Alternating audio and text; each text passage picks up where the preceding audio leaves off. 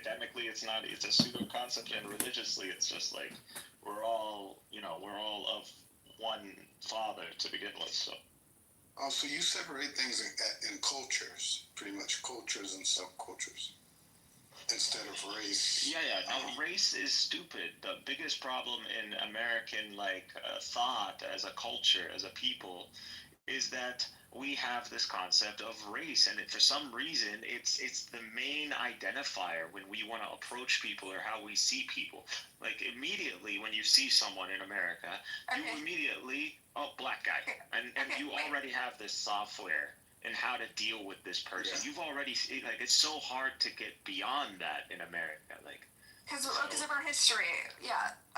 Benny, I want you to speak up for yourself. I know I said a bunch of things about you.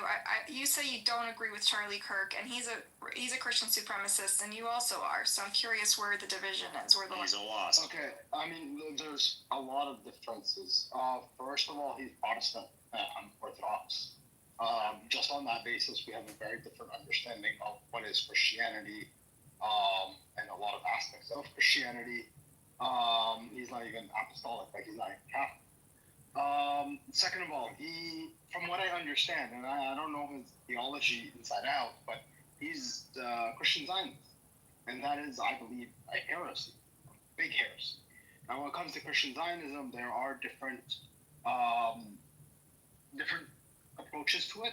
So there's the one approach that believes that the Jewish people will, be killed when Messiah comes, right? And they're just an ends to a means to bring about the Messiah, right? And they're expendable. And then there's the other strain of Christian Zionism, which believes that actually no, the Jewish covenant is still intact, and that these people are still God's chosen people, right? So I'm not sure where he falls on with this regard. In my perspective, they're both heresy. Right? So you don't think the Jews need to be brought to Israel so that at the end times they could die or whatever? Like the evangelicals believe in this end time vision. Yes, so this is a prophecy from God, but that does not mean that we have no obligation to fulfill this prophecy. No Christian has ever believed that our purpose is to fulfill these prophecies in order to bring about Jesus. It's that these things will happen. Evangelicals believe that they should. Yes. But no so Christian Zionism, just for the pro-Israel people in the audience, Christian Zionism wants to see the demise of the Jews, right? No, there's two strains. There's one that is he evangelical? Both are evangelical, right? But one of them believes that the demise of the Jews is inevitable, and we don't care that the demise of the Jews will happen in order to bring about the Messiah. These people also believe that a sliver of the Jewish people will actually accept Christ, and they will be saved, but the vast majority will be killed. And then there's another strain that believes that the Jewish covenant is still intact, and that the Jews, being God's chosen people, are genetically superior and don't need to believe in Christ in order to gain salvation. These are two different strains of Christian Zionism, both of which are Protestant, both of which are evangelical. And you don't know where... I don't know where Charlie... Yeah, got it. I think both are heresies. Got it, I got you. Right? And if you actually believe, or you follow apostolic Christian history, we never believed that we have to fulfill these prophecies in order for Jesus to come. This is not something... the Crusaders could have, when they took the Holy Land, brought all the Jews of Europe into the Holy Land in order to fulfill this prophecy. They did the opposite. They expelled them. Have you ever debated a McZed or a George? McZed just yells at me. I've seen him be intelligent with the atheist theology people when but he's. That'd be a good debate, Benny Adam and McZed. I've spoken to McZed several times, but yeah. With regards to Christian supremacy, I think Christianity is supreme, or the ultimate truth, but I don't think Christians, as people, have any kind of supremacy over other people. Okay. There's a big distinction there. Okay, so some of the I don't want to rehash what we talked about the other night, but it just got it just I just can't right now. I just don't have the stomach for it. But some of your views seem to suggest that Jews are fundamentally one way and fundamentally flawed. No, I think Judaism is fundamentally flawed. Oh, but you said Jews deep you said something like you can't take the pit out of the person, or was that pastor who said that? That was pastor who said that. Okay, fine. Sorry. Yeah, I think Judaism is fundamentally flawed. How do you feel about today's events, Viniato? Dude, it's tragic. Like, nobody should die, should be killed for their political views. Like, this is wrong, right? Regardless of, and now Charlie Kirk was very pro-Zion, by the way. He defended Israel's genocide. I just want to say he jumped on the bandwagon after October 7 opportunistic. That's not true. Like Even before October 7, no, he was always very pro-Israel. He was also anti-Semitic, though. He said anti-Semitic things. Yeah, like I was saying, there are Protestants who believe that the Jews are bound for, destruction, but still support them. Like, there's a joke about Nixon, how Nixon was a terrible anti-Semite, but a great supporter of Israel. Right? So, like, yeah, this does exist. But I, on the basis of him being very pro-Israel, even before October 7th, have a big disagreement with Charlie Kirk on this regard. And there are other aspects, other things like his vehement support of, ironically, gun violence or acceptance of gun violence in order to maintain the Second Amendment or whatever. I mean, he hated black people, hated Muslims, right? Charlie Kirk. He would rail against them all the time. But Jewish people also. Well, he didn't demonize all Jews. He demonized lefty Jews, which is why right Jews, when we're having such divisions in the Jewish community, have embraced him, even though he demonizes Jews in an extremely with vitriol, right? In the ways that he uses all the classic anti-Semitic tropes when he demonizes left-wing Jews. And that's why folks like Norm and Bibi in the audience embrace him, because he demonizes the Jews they disagree with, even though throughout history, anti-Semitism persecuted people based on their political beliefs, whether it was right or left, whether they were Marxists or capitalists. So when you endorse Bibi, Norm, and Daniel, when you endorse someone like Charlie Kirk, you're endorsing someone who's engaging in classic anti-Semitic tropes that led to the mass murder of Jewish people. That's all I have to say. Yeah.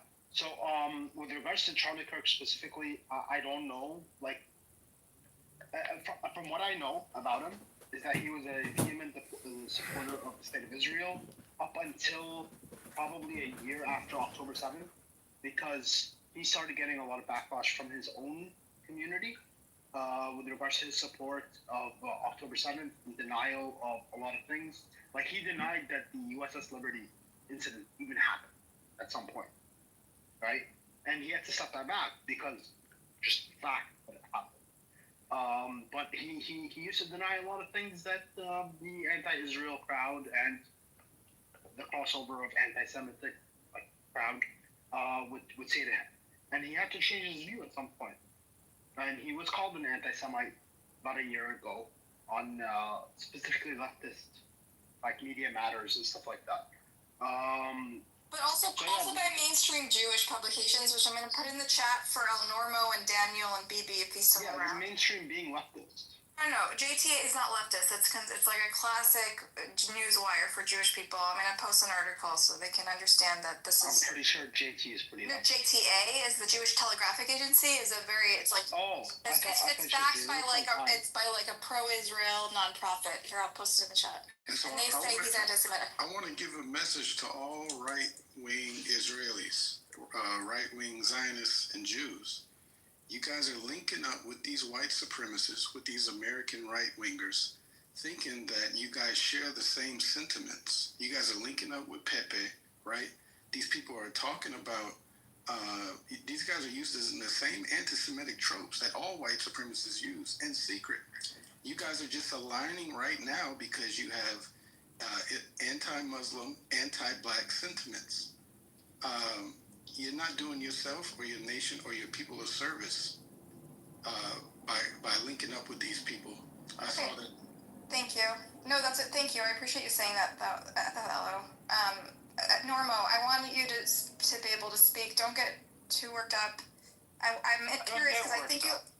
No, I think you're kind of a liberal right before October 7th, so I'm curious what you think of Charlie I've Kirk. always been a liberal my whole life. My whole family is. Okay. And by the way, we're not anti-black or anti-Muslim. Okay, so tell me what you think of Charlie Kirk and his beliefs. No non-black group has given more to black folks than the Jews of America. That's a fact. Time, expertise, and money. Yeah, we did support the civil rights. Yeah. Okay, so can you tell me about Charlie Kirk? Not just civil I rights. never said Jews. I never said all Jews. I said right wing. I said right wing. Well, what makes them anti-black? Okay. They've never done anything. And what makes them anti-black? Normal. Can you answer the question? I'm curious what you're. Yes. When I go into their rooms and they say nigger, nigger. Oh, I don't know. So you're referring to somebody who's not here. I can't help you with that. Right. I've never heard a Jewish person say that. If they say that word, I say stop it, and then I leave if they keep doing it. Okay. And I get that as much from Arabs, including Mikhail, who was just on the stage. He was screaming that word for hours at a time in Amir's room. All right. We're not rehashing. Normal. What do you think of Charlie Kirk? I only know a few clips that I've seen on YouTube, which he's debating people on Israel. That's the first time he came to my attention. Needless to say, I'm grateful for his support of Israel. I haven't seen anything else by him.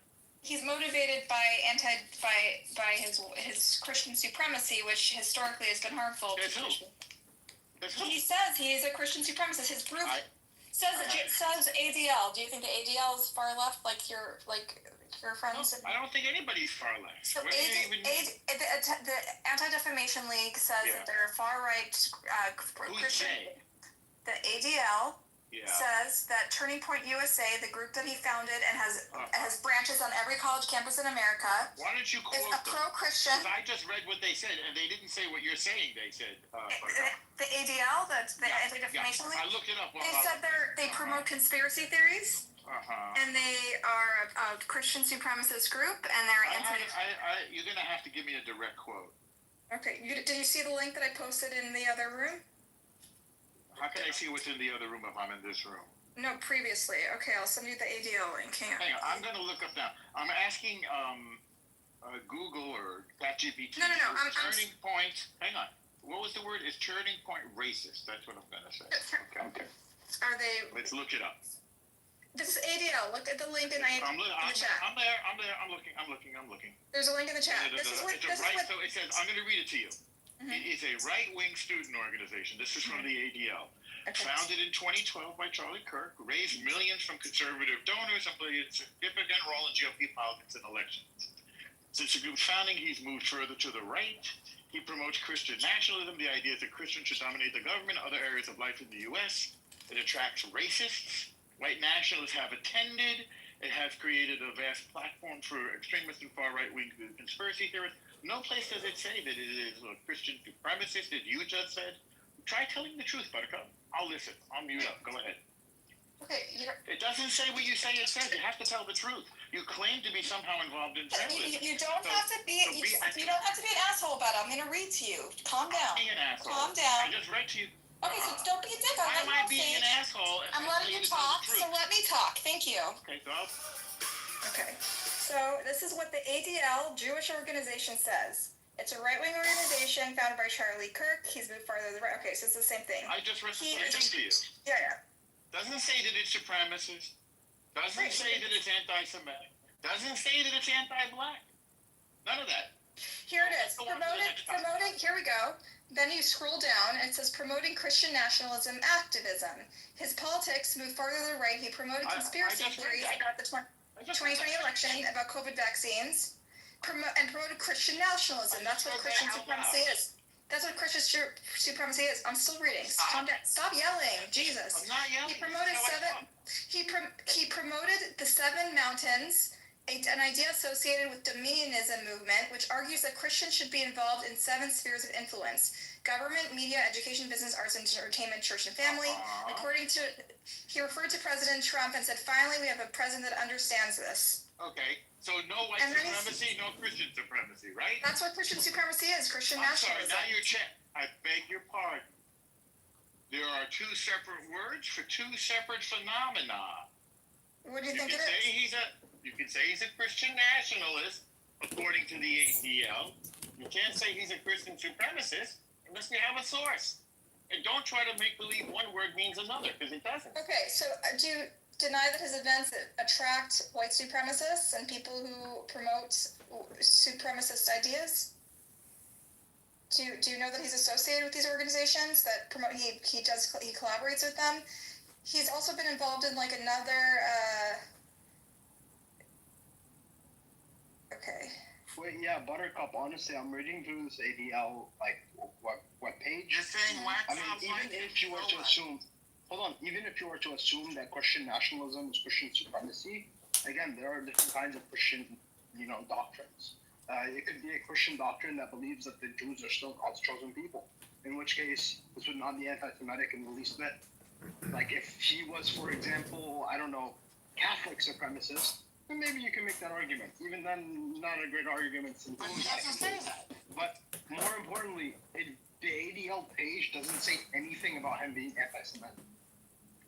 I don't think. I mean, I have no evidence that he was. So all of your points go out the window. Forget you, Buttercup. I don't know if you were in the room, Norm, but we did read a series of statements that he made about Jews being responsible for hatred against them. You mean 10 years ago when he was 21? Wait a minute. No, after October 7. After October 7, he blamed them for it. You'll have to show me that one. So far, I've disproven everything you've said. But again, Okay, so in the chat, you'll see JTA. Click JTA. Mainstream. Eternal. Listen, JTA is sponsored by a pro-Israel nonprofit. Okay. I used to work for Don't them. try to Jew wash your false statements, okay? Give me the facts. Read the article that I just posted. Scroll up. JTA. Charlie Kirk, the conservative activist. This is what he says about Jews. Okay. While he defends. After visiting Israel, he said in 2019, that's when he discovered Israel and decided he's pro-Israel and defend Israel. So it's 2019. But after October 7, he drew controversy when he said Jewish When he was 23. No, in 2023, 2 years ago, Kirk controversy. 2019. That's when he became pro-Israel. Then in October 2023, he said the Jewish philanthropy to American universities have been subsidizing their own demise by supporting institutions that breed anti-Semites. Then on the Kirk show, You know what that? let me finish. Yes, I want to just tackle that bit. No, I know what you're gonna say. Move on.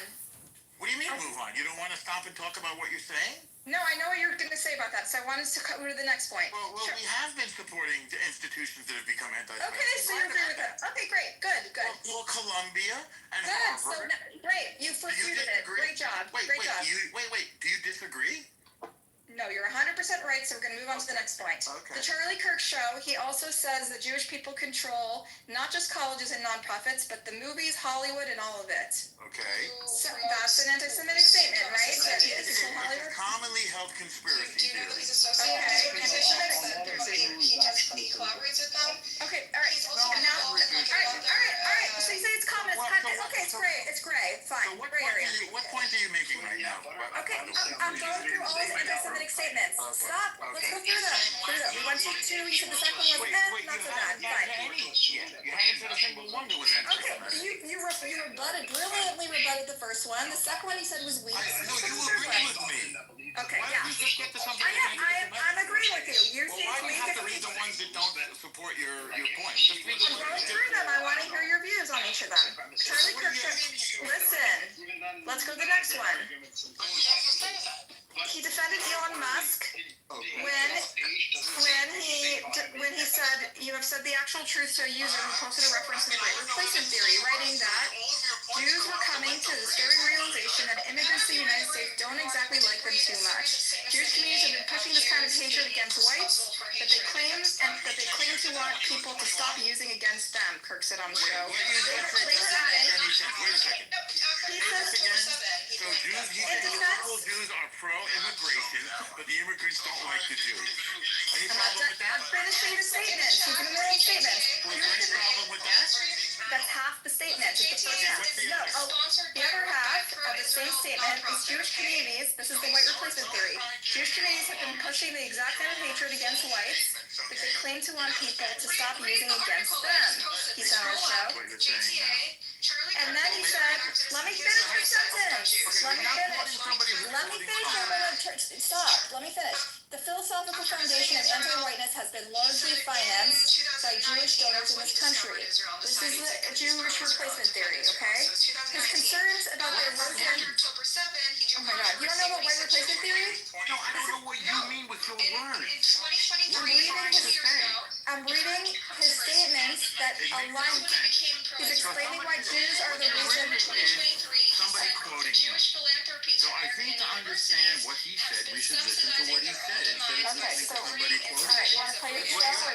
I mean, you're trying to gaslight this woman, man. She's reading direct quotes. No, she's not. Now She's you're reading moving the the quote. goalposts and saying, It's let's not get a some sir, videos. sir, You're it's gonna not put her on a it's not a path direct to quote. find Sir, videos. sir, it's not a direct quote, sir. You know about the gaslight this woman, Sir, man. no, you're not about to take your ignorance and stink up the room with your No, you're gaslighting this You're woman. stinking up the room. And we're all seeing this. Okay, we all now.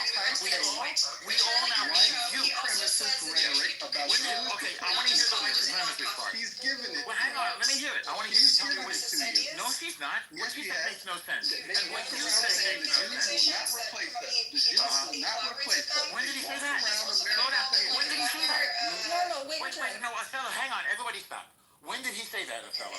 He's He spouting. supported Elon Musk's defense of No. When did he say Jews will not replace us? When he said that when Elon Musk is speaking the absolute truth, Okay. Elon Musk shared a tweet or made a tweet. What was the tweet? Okay, read it, Buttercup. But wait, I thought you knew it, Othello. You just He made doesn't know every turn and twist of the social media controversy, Well, then why okay? is he talking? Because he's referring to the same social media Trying to controversy. gaslight this woman in front How am I of gaslighting if you don't know what the fuck You don't remember every twist and turn of fucking bullshit on social When media. did he say Jews will not replace us? He described a philosophy that is associated with the folks who marched in Charlottesville and said Jews will not replace us, okay? Which is called, the theory is called white replacement theory, right? Yeah. And who described that? So Kirk wrote it in defense of Elon Musk when he showed tweets and defended that endorsed this policy. And what he said in that context, Kirk said in the context of Elon Musk's tweets and endorsing white replacement theory, he espoused the similar views. So you're quoting the JTA, quoting Kirk, quoting Musk? That's what you're doing right now? No. JT is quoting the show, and there's a link if you read the article. He links to Kirk's show. Literally, on his show, which is linked in this article, he's talking about this Elon Musk tweet and why he endorses And the Musk his tweet is that somebody's telling the truth.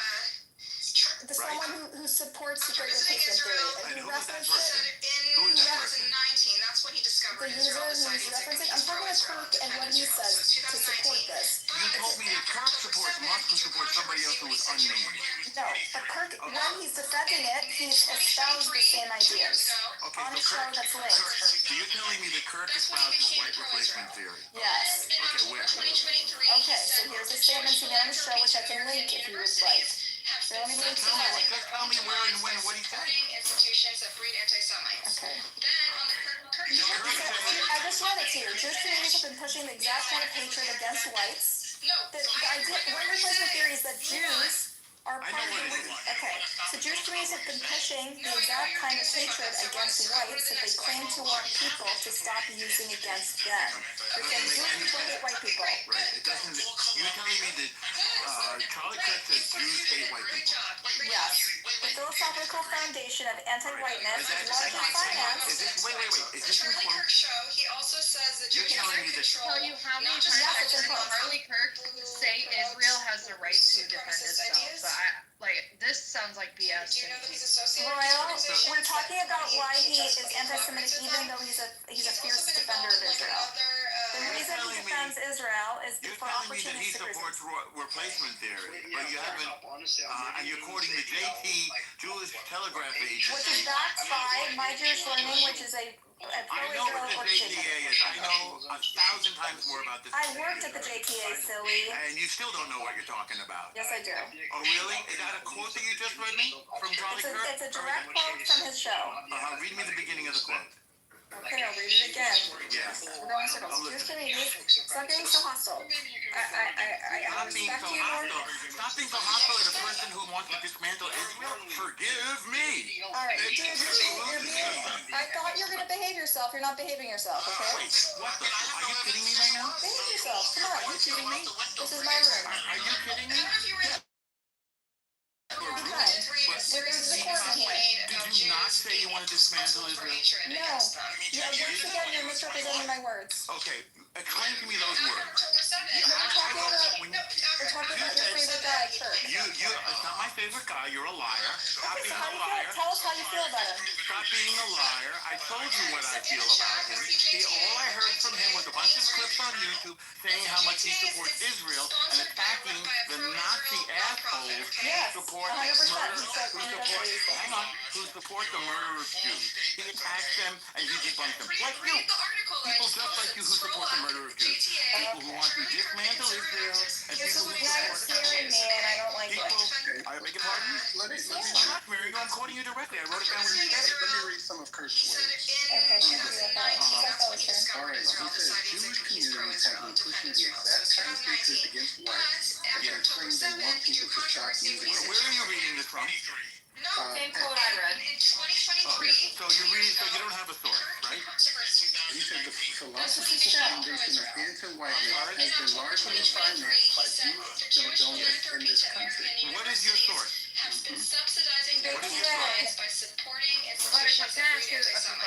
Sure. I'm asking the fellow. Where did you get that? He said it's on X. What's the source on X? Okay, let me get it to you. Well, that disputes that he's pro-Israel. That's not the issue. We're talking about whether he also espouses Christian supremacist views and racism. Which so far you have not I shown. have a few questions. How old are you, Buttercup? Older than you. Oh, great. You're older than me. Great. Okay. Are you American or are you Israeli? He's American. You're American. Okay. Are you celebrating? Is this like a celebration? Of course not. We don't celebrate anyone's death. We're just talking about why Israeli people fetishize this guy. Wait. You're calling him a... Wait. I want to ask you, do you You're understand calling him a Nazi, so presumably you celebrate the death of Nazis, so don't lie. I would never celebrate anyone's death. I'm just trying to honor his legacy properly. Okay. Is Charlie Kirk a Nazi? No, he's not. Okay. Now, is Norman a Nazi? Because somebody told me you called me a Nazi earlier, and they recorded it.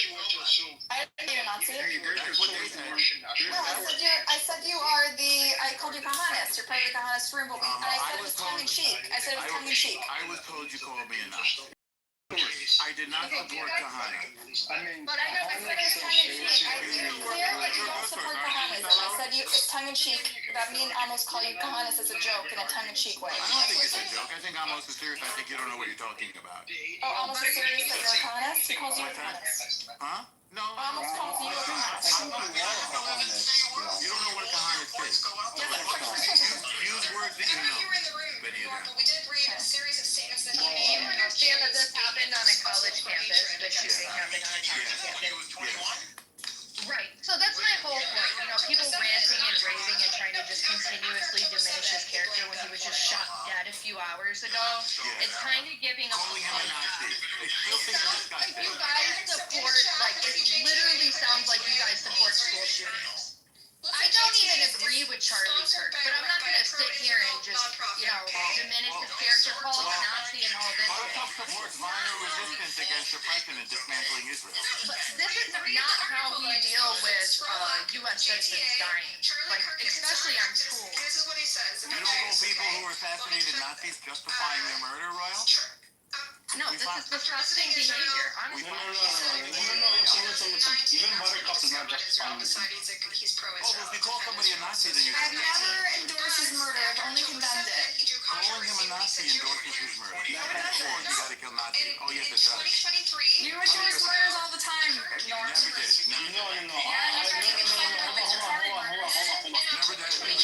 Hold on. Are you saying that just because someone is a Nazi that justifies you killing him? No, I'm saying you guys make that argument about the Jews. No. Just even if I call Charlie Kirk a Nazi. That does not mean I de facto justify his assassination. It only means that El Normo. I disagree with El you. Normo. El Normo. It only means that. Hold on. You're interrupting me. It only means that. Stop interrupting me. Oh, don't get It only means that if you think it is justified to murder anyone, He also says that Jewish people control I know not that. just colleges and Normal, non-profit. stop interrupting me. Stop bullshitting me. Stop interrupting me. Stop It bullshitting. only means, Do you know that he's associated with these organizations? It only means- He collaborates with them. He's Alright, also been involved in speak, another. Benny. Thank you. He's gonna keep interrupting. But yeah, Okay. just because you call someone a Nazi, that does not mean you justify his murder. Oh, yeah, I think It it only does. justifies his murder. Again, I knew he would interrupt me. I knew he would fucking interrupt me. Why It did only justifies his murder. What's your next point? You think that murdering Nazis is valid. You think that. That means that you think that murdering someone based on their political ideology is in fact valid. I do not think that. Even if someone is a Nazi, I do not think it is justified to murder them. I do not think it is justified to murder anybody based on their political ideology. You do, which is why you think that calling someone a Nazi is a justification for their assassination. We can say people Nazis or communists and not justify their assassination, and in fact denounce Thank you. You lost yourself as usual, Benny. You know, No, you're just gonna control yourself and continue to interrupt I me. don't need to Which is why I have to stop. First Benny, then Normal, you'll have your turn. But what do you Honestly, I think I got my point across. He's gonna keep interrupting me, so I don't really care. Sponsored by Listen, he thinks it's valid to kill people based on their political ideology. that is why you call Charlie Kirk a Nazi. No, but I denounce his assassination. I denounce his assassination. Oh, beautiful. Mazel tov. JTA. So I don't think it's valid. Here's what he says about Jews, okay? You do. Well, he So defends. you're a liar. No one has endorsed I'm killing in this fucking room, liar. I okay? want to be You're the more only accurate. one. I want to be more accurate. You're a fucking liar. How am I a liar? In what way did I lie? Justify that statement. I'm sorry. So it's Okay, let's go to the next point. What do you have, Buttercup? Justify that statement. How am I a liar? How am I a liar? Justify that statement. Because you just claim to say to what I say and what I think and what I do. You're a fucking liar. In what way did you not justify it? By the way, it's a sin, and God punishes sins of the sick, bearing false witness very harshly. I did not bear false witness. Justify how I lied. Justify how I lied. What you said, Guys, you said that I justify killing Nazis, and I did not. You're a fucking no liar. one's justifying killing Nazis. Now you need to go repent to your God. Alright, nobody is justifying killing Nazis. Time out. Normal, do you want to move on to the next point, or do you want to go down? What do you want? Go down. Yeah, do you want to talk about something like substantive, or you want to just yell at Benny? No, I didn't have to yell at Benny. Benny yelled at him. No, you just continue to have to And last interrupt me. word is I know you're very insecure about what you have to say. That's all you could do. You could just interrupt me. Alright, next person to interrupt is going down. Here's the point, No. Buttercup. Do you know the Normal. When you say that you want to dismantle the Jewish state, Alright, Benny, when you we're say, not cooperating. what's that? What do you mean cooperate? We're trying to move on to the next point. We're being substantive. Let's move the fuck on. Well, let's No, you can argue with me about my feelings about the Jewish state a different time. That's not the topic, silly. The topic is my feelings about the Jewish state is not the topic here. No, I'm saying your murderousness towards Alright, Jews. you know what? Enough already. Enough. This is just deranged. Is it deranged? Alright, I never called for the murder of anyone, including the Jewish state. Norm, you're The reason, I just want to say, Bibi Kapara and Norm, the reason they call me a murderer of the Jewish state is because I believe that the current form of the state is not sustainable. People keep dying. It's been escalatory violence for 70 years. I need a new model so people can live in peace and stop dying. And he thinks that makes me a capo. He thinks that makes me a traitor. He thinks that makes me a bad Jew, and that's okay. You're just an altruistic liberal, and Yes, it's maybe about I'm time. naive, but it's not a crime. I know you. I know your kind. I'm from California. I'm from the Bay. Your kind is no. I know, but you're part of an altruistic left in America. Mazel tov. Like, well, Listen, it's JTA is rare when I meet sponsored someone like you on these apps. nonprofit, okay? You know, I support that. it's refreshing. We need left more. We need more left on this. Okay, so another point I wanted to make before Normo just went on crashed out is basically is that in addition to having these espousing these ideas of white replacement theory, he's also just goes on rampages all the time about black people. He's been like obsessed with fucking black people and like is always just like demeaning them and accusing them and Muslims of being sort of the root of all evil in society, and that too is a reason that he is considered a supremacist. Johannes loves Charlie Kirk, okay? That means he He also insinuated, and I just posted the link in the chat, he insinuated that Netanyahu proposed a stand-down order on October 7th and allowed Hamas to come into Israel and commit what they committed. So I posted the link in the chat. This guy's a type A white supremacist. No, I know what you're going to say about that, so I want to go to the next one. I don't know what I'm just saying, he pushed it. I mean, that is factually accurate. There was a stand-down order on October 7th that is completely... First of all, that's not accurate. That is speculation, and I think we need to be clear about that. I understand that people speculate. Not just Even in Israel, they're very critical of this. Yes, no, I think you guys are conflating a lot of things. That there wasn't a stand-down order so that October 7th could happen. That's not what happened. What happened is there were, I actually read the internal post-mortem from the IDF that as even made public, and like what happened, they talked about sort of their intelligence failures, and there's a lot of questions that are not answered because the Israeli government won't allow them to do an investigation, so the truth is we don't know, and I try to have the same high threshold for proof on both sides when each side makes claims, and the fact is we don't have proof yet. We don't have proof yet, yes, but it wasn't a full investigation. It wasn't. Yes, and Kirk insinuated it, and I posted the link in the chat. Without evidence. He did. I remember that. But he was just like, I don't know. It was just like, Okay, so guys, I want the Zionists to know how do you feel about the fact that Kirk thinks that Netanyahu intentionally allowed October 7th to happen? How do you feel about that? Is that pro-Israel? He calls it Israeli deep state. This is your pro-Israel Jew champion that you guys are fetishizing. They can't hide it. These white supremacists, man, it's in their subconscious. It's gonna come out. You just wait.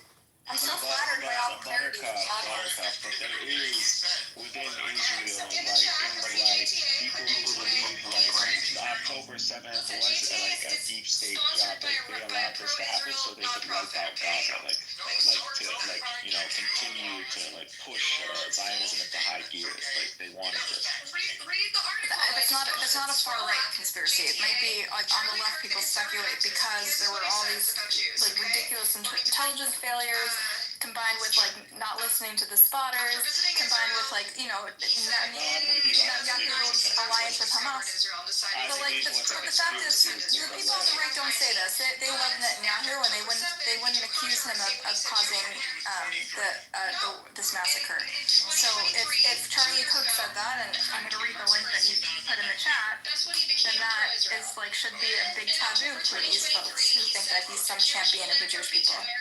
This is Forbes.com. Basically, supporting institutions that breed anti-Semites. Okay, so conspiracy theories say that Benjamin Netanyahu issued a so-called stand-down order for the Israeli military, but there's nothing to show that the Israeli government knew of the surprise attack, which killed over 1,300 people. No, I know what you're going to say about that. On TikTok, Facebook, and X. All right, let's see. It's fine. The origin of the conspiracy theory appears to be Charlie Kirk, a far-right influencer and strong supporter of Donald Trump, who leads Returning Points. He insisted he wasn't spreading conspiracy theory before he immediately helped spread it on substantial conspiracy. Well, I'm not willing to go so far as say that Netanyahu knew that there was intelligence here, but I think some questions need to be asked. Was there a stand down order? Was there a stand down order? He said, repeating the rhetorical question for emphasis. Kirk's wild speculation doesn't appear to have any basis in fact, but instead hinges on the fact that he has been to Israel many times and the whole country is a fortress. He's suggesting that Netanyahu's supposed stand down order was a bid to garner support due to the Israeli leaders' domestic political problems around controversial judicial reform. Kirk insisted of the attack. When I first heard the story, I had the same gut feeling that I initially did. This is very hard to believe. The clip went viral on TikTok before migrating to places like X, where the hashtag BBNew gained steam on Monday. But of course, there's no evidence that Netanyahu knew of the attack in advance, although many Israelis are understandably upset over the intelligence failure. Just so we're clear, Charlie Kirk is implying that Bibi Netanyahu purposely let Hamas murder 1,200 Israelis and behead children, blah, blah, blah, blah, blah. So this is clearly October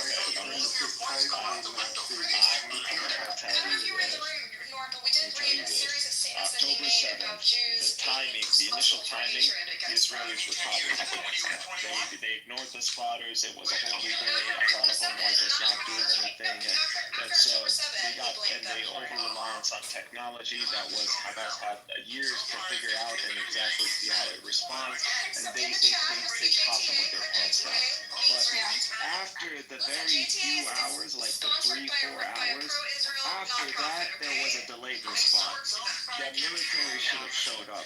Hamas was not expecting to be able to overextend the way it is. They thought that after securing the military team, they would have fights with the military. So they would see tanks approaching and that they would be dealing with Apaches. I've heard this theory before, and it's fine. I'm not saying it's wrong. It's just that Netanyahu won't allow an investigation to disprove it. Okay, so the same standards they apply. That's not even all it is. I'm not even saying it's wrong. I'm just saying they won't allow an investigation, so we don't know one way or the other. And I'm gonna apply the same standard I do to Daniel when he gives me like fucking propaganda memes about starvation in Gaza. You need to have a certain standard of proof before you make a statement, a claim. I understand the claim. It's just a claim right now, and we won't know until there's a real investigation. Check the link I put in the chat. This is a soldier from the Golani Brigade. He actually said that there was a stand-down order on the morning of October 7th to not conduct our normal morning routine. What was it, like,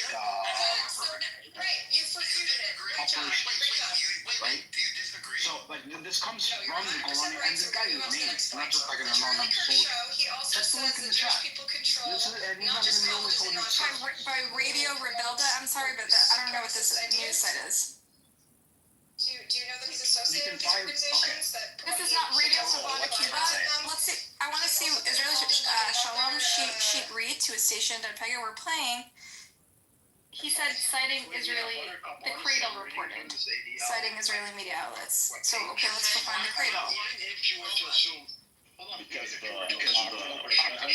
it took place like 4 in the morning, like after Fajr. So that right after Fajr, they engaged in the operation. So right after dawn, the operation began. The October 7th, or Aqsa flood. Then the question is like,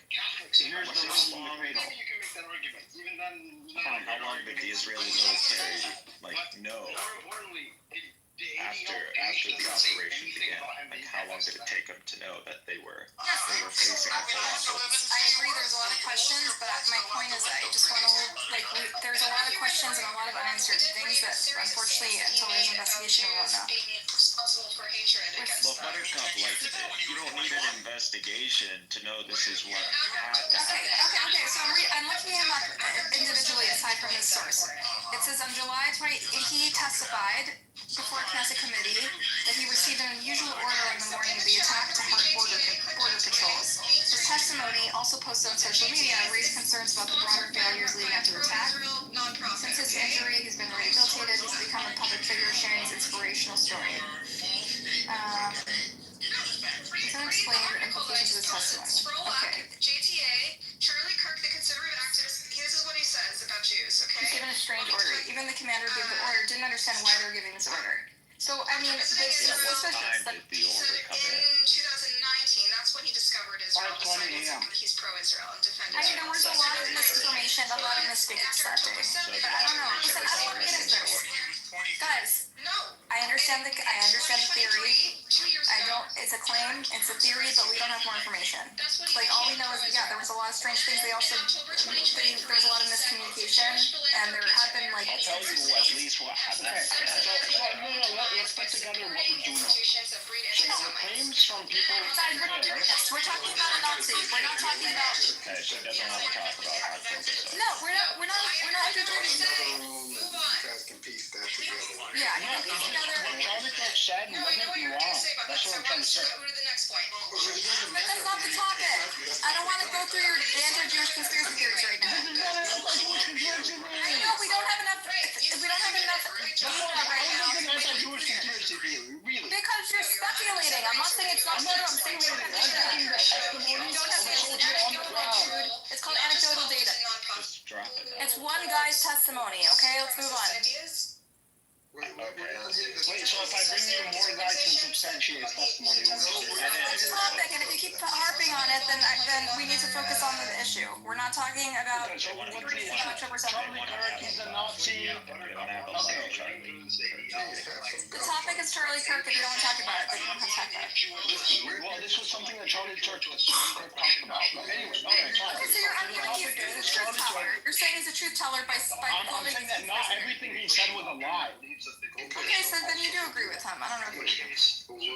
Yes, I can both agree and disagree with a person. I don't have to wholeheartedly agree or disagree with somebody. Just because CNN lied, that doesn't mean everything that CNN says is a lie. Okay, he has no evidence. He offered anecdotal evidence for something that spread like wildfire, and we have not found substantial data to support it yet, but perhaps there will be in the future. In the meantime, let's give it a rest and focus on the fact that Israelis have aligned themselves with someone who spreads anti-Jewish conspiracy theories. And this is included because he doesn't have enough data, just like you and I don't have enough data. So it's speculation until he does have the data. He did it before there was any data in, so that's why it's speculation. Until the data comes in, then we just don't know. I'm not saying this because I'm a defender of Israel or not. I'm not a defender of Netanyahu. I think he's a crook.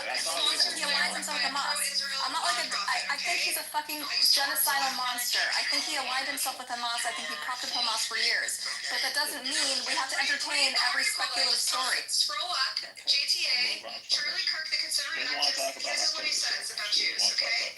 Well, he defends them. I think if the shooter is what we all think the shooter is, Antifa, most likely far left. I think this is I think the left is like seeing what's happening. I think we're gonna see more radicalism like in America.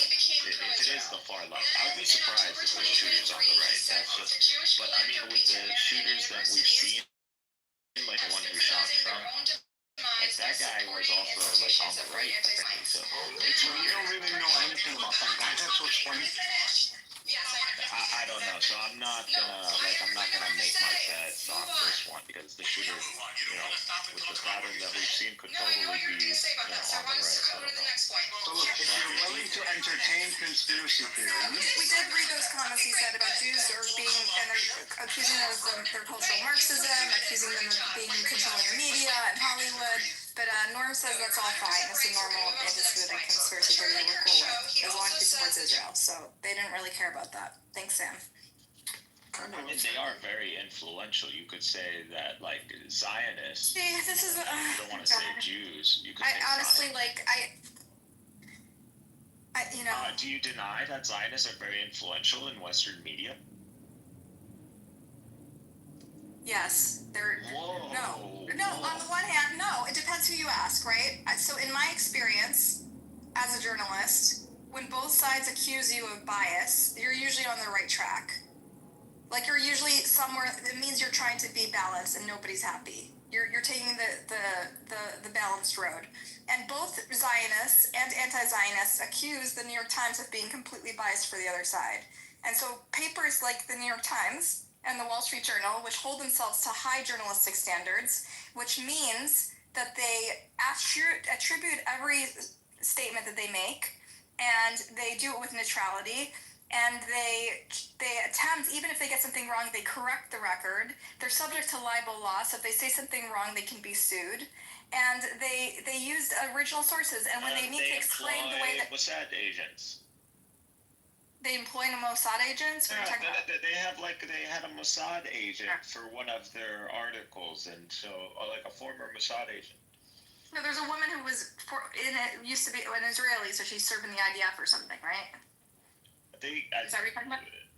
Yeah, that woman. Was it just IDF, or was she like some IDF. sort of Mossad? No, but everyone in Israel serves in the IDF. Or whatever her department. She was an officer. She's not like some. Okay, she wasn't an officer when she was reporting for the paper, though.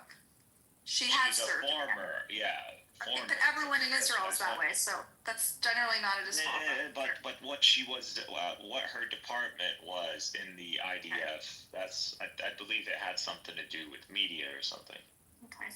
So, like, I think since we're talking about a guy who espouses anti-Semitic conspiracy theories, Mikhail, I respect you, I like you, but you also espouse anti-Semitic conspiracies, and so do you, Benny Adam, and so I think it's not really... I'm saying facts. Facts. You can't deny that American media, Western media, is very Zionist.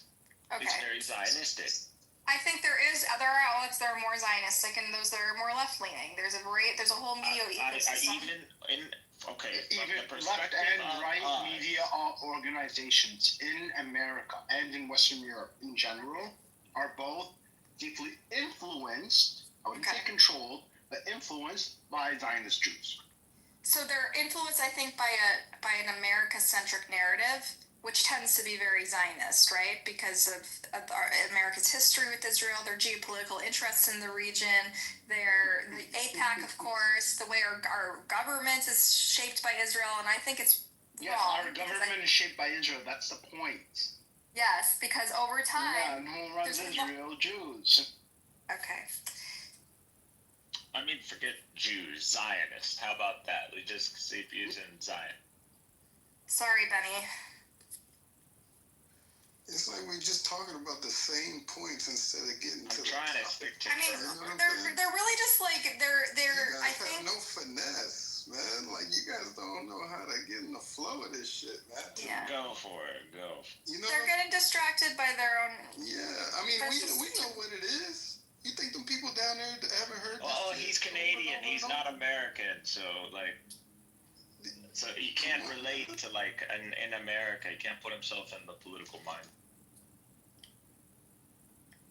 So all he can relate to us with is like, you know, on a broader spectrum. We talking about Kahanis, well, what she's calling Kahanis on this app, supporting someone who has espoused anti-Semitic. And you guys are espousing the same ideas. It's not really helping this case. So you're basically siding with the pro-Israel right when you espouse the same anti-Semitic conspiracy theories. We're doing America mode. Okay, hey, I'm on the left too. Like I'm with you guys. Like I'm a leftist. I'm not like a far leftist. I might be more closer to the middle. But what you guys are doing essentially is you're lining yourself up with the BB Kaparas of the world and the norms by saying, oh yeah, Charlie Kirk's anti-Semitic conspiracy theories were 100% true. So you're basically saying, if you're aligned with Charlie Kirk, then you're aligned with these guys. We're not saying it's 100% true. I'm not saying it's 100% The whole point. true. Well, you're getting derailed by them because you're getting too excited. They're so alluring for you. They're so tempting for you. Charlie Kirk is no doubt, and I'll say it right here, is no doubt a WASP supremacist. He wants WASP only. He is a WASP advocate, and that's what he wants. He wants a WASP state, or a state that, you know, its constitution is WASPism. The problem is, what he wants. I want to be honest with you and Benny because I respect you. You guys have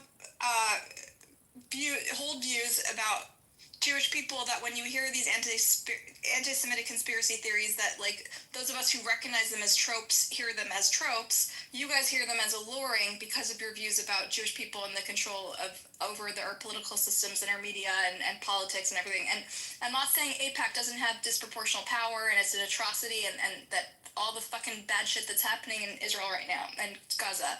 But the fact that the reason it's frustrating to have both of you on stage when we're trying to talk about a really nuanced issue which is the fact that right-wing Jews have aligned themselves with a man who espouses these hateful views, is that you and Benny Adam, because of your own politics, are seduced by these ideas. So whenever we bring them up, you're like, oh yeah, that's true. Fuck the Jews, you know?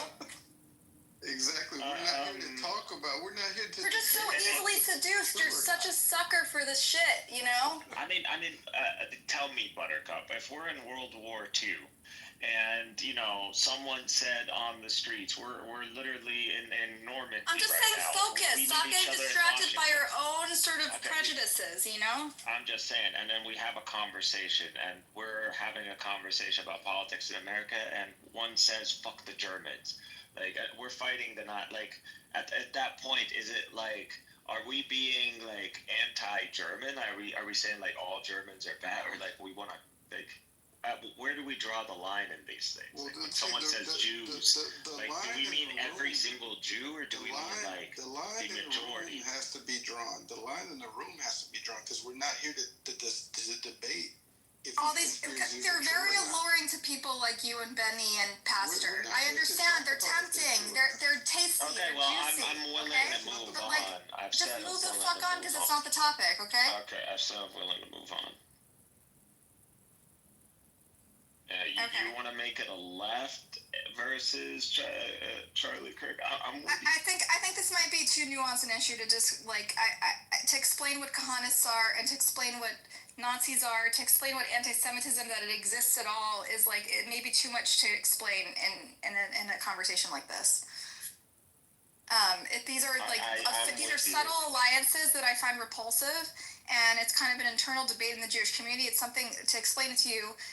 For people who identify as Jews in America, it's been really, really gross to see our institutions, many Jewish institutions, align themselves with neo-Nazis and white supremacists and Christian supremacists and the Christian right, that espouse these views that not only espouse conspiracy theories about Jewish people, but they demonize left-wing Jews, which is a huge portion of the population. So they're basically demonizing the vast majority of Jews in America, which is really dangerous and really harmful. The thing is, he had to clean it up. That's the whole thing. It's not clear why he went to this pro-Israel crazy, becoming like a champ. He had to clean it up because he had to align himself under Trump. You line yourself under Trump, you line yourself under AIPAC, right? Trump was like, yo, you need to clean that shit up because I can't bring you with me if you saying this shit.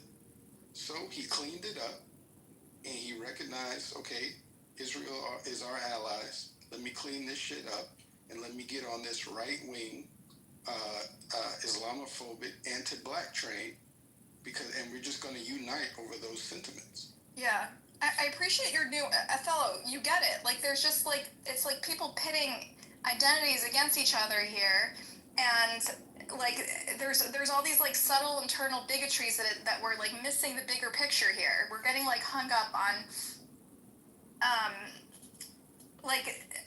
it's such a complicated alliance to explain. And that's what we're trying to explain here, and you're muddying it. I understand. Listen, I was talking to a right-wing Israeli Zionist that's in this room right now.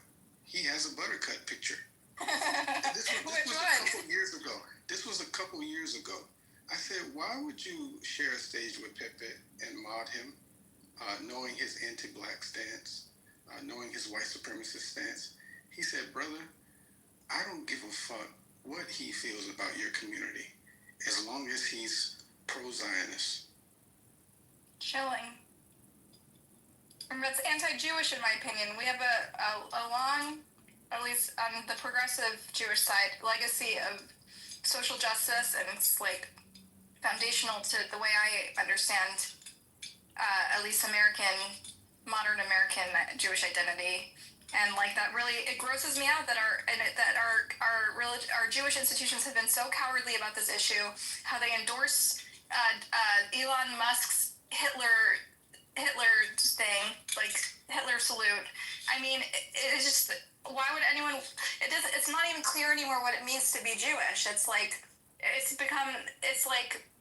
just really shattering. It's like the world, the earth is jerked out from under us. Everything we thought was right is suddenly like our institutions are turning on us and demonizing us along with Nazis like Charlie Kirk.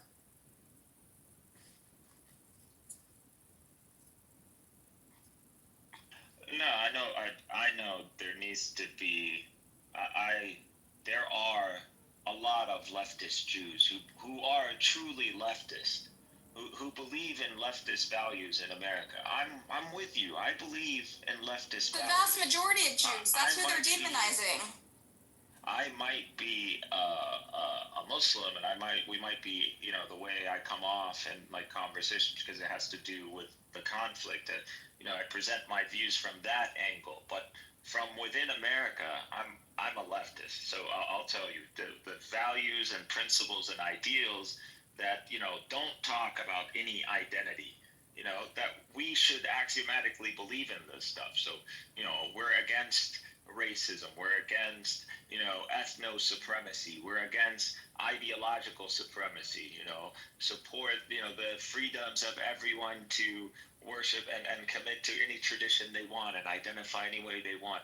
I'm with you on these beliefs. And Mikhail, and that's precisely. And I believe a lot of Jews do believe in these values. And that's precisely what Charlie Kirk is demonizing and characterizing as inherent as Jewish, driven by Jews and Jewish power. Just as you see Jewish power, promoting this pro-Zionist conventions, he sees Jewish power as fighting white people and promoting this the spirit of inclusivity and human and social justice. He terrorizes Jews. So he terrorizes Jews that you shouldn't go against me because you advocate because I'm no different than Zionism. That's what he says. He says we're advocating for our own demise by believing in justice for all and equality, basically. That's his argument. And that's the vast majority of Jews that have these values. American Jews. That's just American Jewish identity. Yeah, we're all equal. It is essential to it. Yeah. We're all equal. The thing is that he uses to terrorize you guys is that, Israel sees that, it's a Jewish state and you celebrate Zionism. So, if you celebrate that, why is it only exclusive to Jews, and why can't I also celebrate that, that mentality or that ideology or that ideal? Why can't I? Yeah. This is what the white guy is saying in America. This is the WASP mentality. This is how they got you guys hijacked. And I think you actually made a point earlier, and I want to take it a step further about the sort of the through line between Zionism and this Christian supremacy, right? He sees Israel as being, like it or not, whether they are or not, for the people who take issue with this, he sees them as an ethno-state that espouses these Judeo-supremacist ideals, and he wants that in America. That's what he believes America should be, right? And so that's the through line. That's what he admires. That is clear. So essentially, what you're doing, Bibi Kapara and Aleph and Norm, when you fetishize this man, is you are aligning yourself with this through line that he's painted, which is that that Zionism is synonymous with Jewish supremacy, because he himself believes that this is a noble, worthy aspiration. I don't know if that made any sense, Mikhail. Maybe you can explain it better than I can. That makes sense. So, I don't know. I mean, the problem with the left, we're altruistic. We want to speak in principles and ideals. We get to the nuances of it all. We don't want to be, trying to even bring up identity or culture. So, or even talk about race or anything like that. We always want to keep it general. And I think that's it's not working out. We gotta be, at this point, we gotta really line up what we believe in, and that's it. We gotta pass judgment. If we know what the ideals are, we gotta start condemning. And I believe the left in America is doing that. We're finally kicking in. It's, especially when it comes down to Israel. Is Cleto Pepe? Who's Cleto? Yeah, that's Pepe. Okay.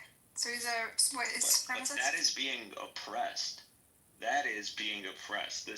this final like awakening that we're having. Finally, we're gonna be altruistic and we're gonna be honest and we're gonna condemn what needs to be condemned. This is being oppressed in America right now, and the bedrock of all this is our universities. And if they manage to like enclose us within the universities and like oppress us using the very institution, like that destroys who we are.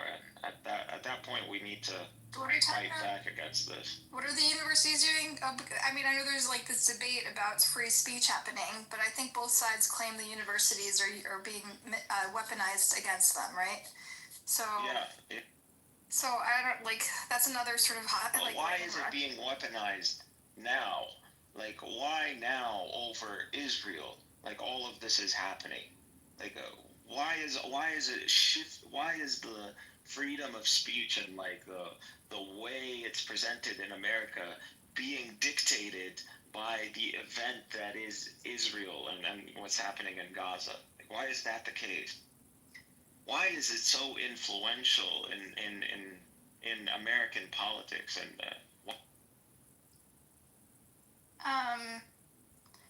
I mean, I think the genocide is part of it. I mean, I understand why it's the number one. For a while, it was the number one story. I mean, for Israel is, and America have this unique relationship, right? And Israel does have, because of Israel's relationship with America and AIPAC sort of influence on our politics. A lot of things that happen in Israel are big news, right? But then the war, which has turned into this proxy war with like Iran and Russia and China, of course it's the main story. I mean, I don't think that's like a conspiracy theory, honestly. And plus, there's like a fucking genocide happening that's supposed to never happen again, in my opinion. Allegedly. Okay, guys? I don't know. Like, there's been a genocide happening, and I'm not saying like just Palestine. I'm telling you, since the war on terror happened, there have been millions of Muslims who have been killed around the world, and especially in the Arab world. And there have been conflicts that have been brewing in this region, and there seems to be no end to this. And when we always look at these conflicts, we're seeing a Western hand. There's always a Western hand in these conflicts. Okay, Pepe wants to come up, Buttercup. Let's see what he has to say.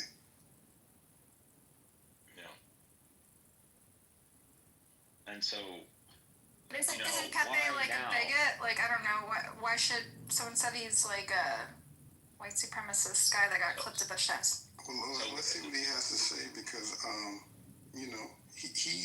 he's one of the Kahanas. So is he? I want to see why. What's his background? Why, as a Zionist, I can't do another like anti-Semitic conspiracy theorist. It's Pepe. He's not unreasonable. He just like he has no. Yeah, he's in the rooms with Bibi. Yeah. Okay. What's up, Pepe? What's up? What's up?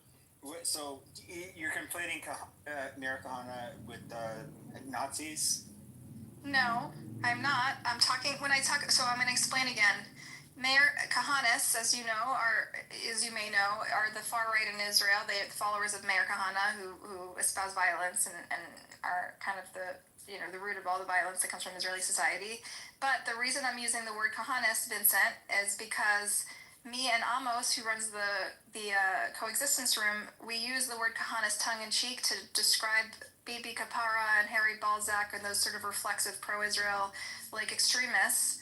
But obviously they are not followers of Mayor Kahanas. These are Americans, and the Kahanas movement is an Israeli movement.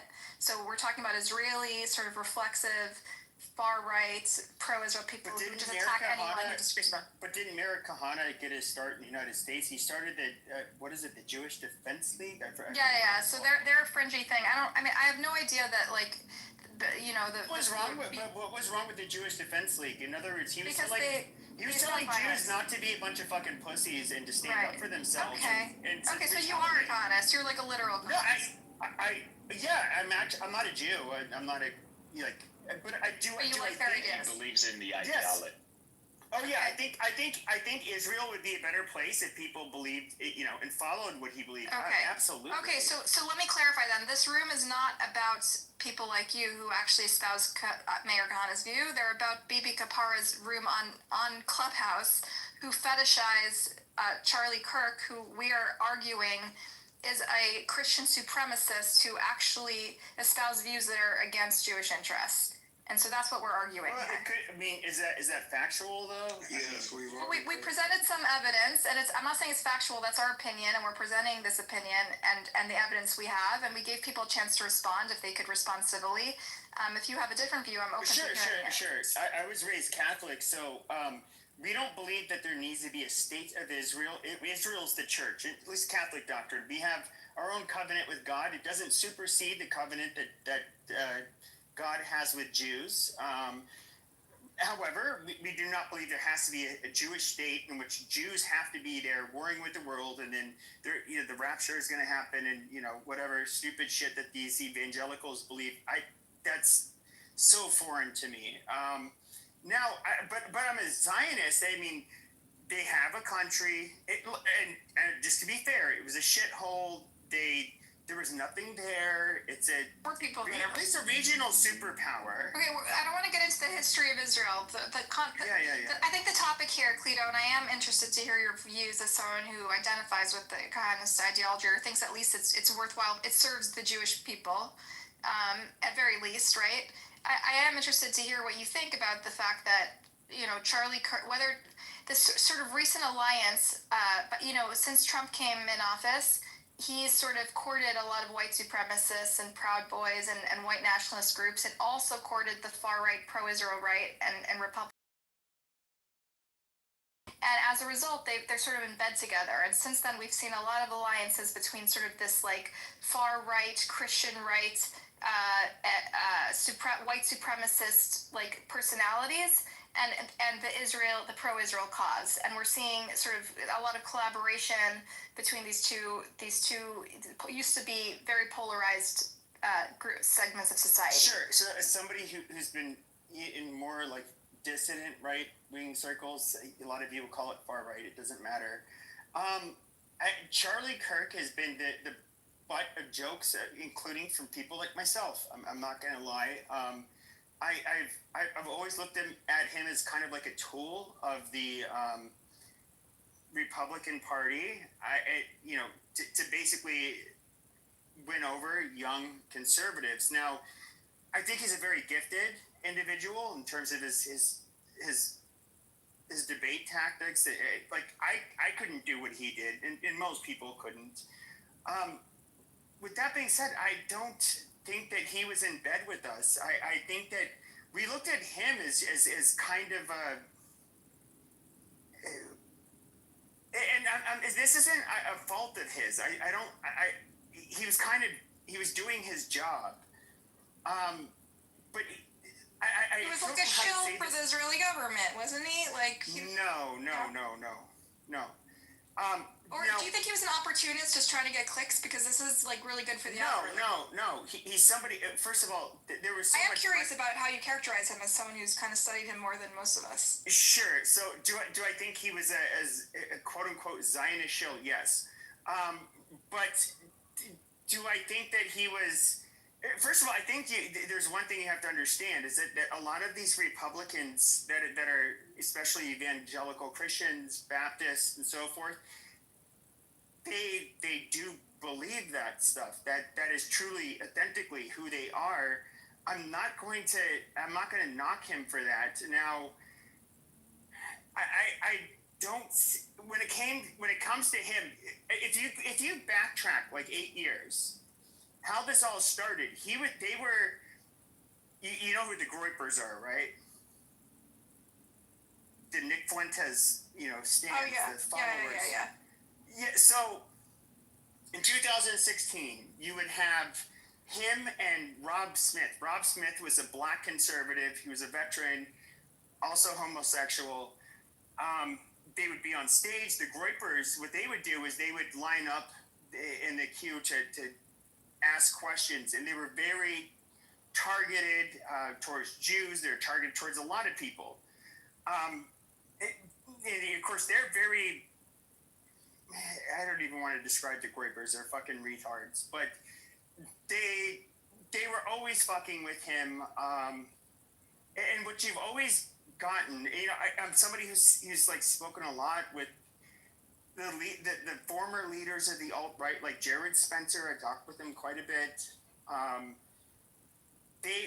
When it comes to like quote unquote kosher conservatism, they were not on board with that shit. He was always considered like a normie conservacuck. And I'm somebody who's a Zionist. Like I support Israel. But he's always gotten a lot of shit. But that's not at the end of the day, I look at him. I've already explained this to you a million times. Well, okay, but hold on a second. Zionism is that. I just want to finish. I'll finish with this one. I just want to finish this one point. He's somebody who I think genuinely was. He likely did stand for principles that he actually believed. I've never seen anything racist. He never said anything racist. He never said anything anti-Semitic. And that's why he got bullied from the right. And then, yet at the same time, what's really ironic is that he's being persecuted as this fucking Nazi, this bigot, but he never did that fucking shit. That is what actually is pissing me off the most. Can we read something? Can we read something to you? Let's read something directly from his words, okay? Jewish communities have been pushing the exact kind of hatred against whites that they claim to want people to stop using against them, Kirk said on his show. The philosophical foundation of anti-whiteness has been largely financed by Jewish donors in this country. That's one thing. Post the link. Hey, There's one thing Jews aren't going to deny this. There's no shortage of baggy left-wing Jews in the United States. Like, they're a dime a dozen. Like, we can agree on that. I don't think he's going to agree it's anti-Semitic because his statements. Zionist Jews are so loud, but there are a lot of liberal Jews and people. No, listen, Cleto. I don't think you're going to see it as anti-Semitic. The quotes we're going to give you because he mainly demonizes left-wing Jews and progressive Jews, and in the way that the pro-Israel right demonizes left-wing Jews. And so I think because you consider the way you identify yourself, I think you'll probably think his views are accurate, and left-wing Jews are a threat to society in the way he describes. I would say, Jewish people... And maybe contributing to their own demise or their own harm or whatever. Sure, absolutely. I do think so then I don't know, there's no point in debating it, really, because you kind of espouse the same... No, I'm saying... I would say the difference is, like, at least you guys are a much smaller portion of the population. I would say Jews are very... I'm just going to say this is very taboo to say, but I would say on average a little bit smarter than white Gentiles. And they the tend eugenics kicking in. Amazing. Why didn't he hold on. He's a judophile, it's fine. So he's a philo-Semite. Okay, philo-Semite, amazing. Wow. I'm just going off of just like we can just look at the track record between white Gentiles and particular type of Jews, and they, one group is obviously very overrepresented in being successful. I mean, there's like social external things that contribute to that, though. Like it doesn't matter. A lot of immigrant groups. Sure, it doesn't matter what contributed to that. However, what matters is that they have an oversized contribution. It is what it is. I can't fucking control that. Now, when it comes to it must be eugenics. I would say that when it comes, It's really going off the rails. But I would say when it comes to left-wing Jews versus, like, let's say left-wing Gentiles, you're obviously going to have a little bit of an overrepresentation amongst the left-wing Jews, and they are every bit as obnoxious as the left-wing Gentiles. I don't know how to say this. This is not even me, like, saying anything negative about Jews, or if anything, it's saying that they tend to be a little bit more. I mean, Buttercup, are you gonna say that they're not on average a little bit more successful than us? I mean, it's common fucking sense. I mean, I'm Jewish, so I You guys are more. Yes, I do too. But you guys are on average. I'm talking about some averages. of them are on this app. The Kahanis we were referring to are the dumb Jews among us. You know, but on average, small-minded and bad at math. But on average, are Jews not a little bit more successful than white Gentiles? It's an obvious fucking answer. It's yes. It is resounding fucking yes. So you don't have to fucking deny I mean, it. I don't want to get into this. This is like a eugenics debate, which I'm not really comfortable. It's not a eugenics Actually, I think debate. Palestinians are rising. To be honest, everyone I know who grew up in like a refugee camp in the West Bank and clawed their way out is super successful and overeducated. So I don't know. I think some of them can be, just like in Kuwait. It has to do with history and social context. There's a million things. Jews were forced into finance because they were forced to be money lenders. So of course they had to do finance. No, I know all that, but even the Lebanese Christians, I would say, are very similar to Jews. Where like wherever they go in the world, they tend to be pretty successful. Sure, there can be context because of these are external things that shape people. Sure, that is fine, and that very well could be the case. I'm not even arguing that it's quote unquote genetic. I don't know if the Lebanese Christians are smarter than us. Let's move on. What's the point? There's no point. What is the point you're trying to make? My point is that you're like sitting here not wanting to admit that Jewish people, by and large, have been able to, I guess, elevate the ladder and have some of the loudest microphones. They obviously have. Okay, so when I compare lefty Jews to lefty Gentiles, there's obviously a disproportionate amount of Jews that are going to be amongst the most obnoxious lefties. Ezra Klein. I actually listened to Ezra Klein. Like Ezra Klein's a good example. What is there? Pac-Man. Yes, but also there's a on bunch the of right. Jews that are doing it. But wait, also on the right you have loudmouth Jews that are very yes. Shapiro, right? You have Shapiro. Yes, but I said they're kind of overrepresented. Generally, more than the right? No, I'd say both. I would say both. But I said that's kind of like. Okay, well, are you making What's the point argument? You're trying to make here? Is the argument that you're trying to make is that Jews just like fucking weasel their way into these positions and only platform each other? No. There's many social and sociological reasons for why Jews are very active in politics. And very active and very vocal. Which ethnic group is the most active in politics in the United States? No, it's not a fucking contest. Who gives a shit? What's your point? Yeah. No, Jews are. Literally, Jews are. Okay, but what's your point in the context of whether or not... because somebody was trying to sit here and like you guys are trying to make it sound like because some of the loudest leftists are Jewish. Somehow that's anti-Semitic. No, it's not. Okay. Like they're overrepresented on the left, like they are on the fucking right. Like I don't. All right, thank you for sharing your view. Okay, fine. Does anyone else want to speak? Butch, you have any thoughts, or this new guy with the blue hat? I don't know how to say your name because it's in another language. What's the topic? The topic is Charlie Kirk and whether or not he's a bigot. Do you think Hamas would have spared raping? I don't know. You could be an ugly bitch, but do you think Hamas would have spared raping you or killing you? Oh my God! As someone who could. Where did that come from? That was left As someone who could have been potentially one of the people on October 7th, I'll tell you that no, we're not about that. I think Hamas would tolerate Nora.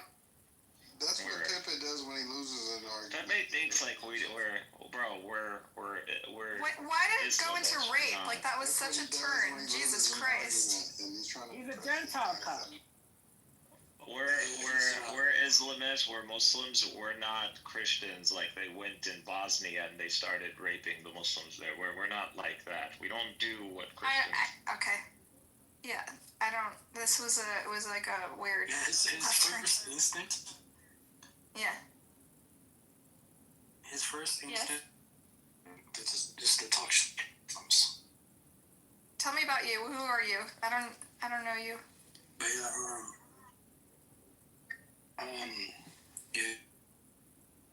Yeah, so I was gonna add to the topic by saying, like, yo, as a Muslim, like, I don't support the killing of Charlie Kirk, and I don't either, of course not. Even though this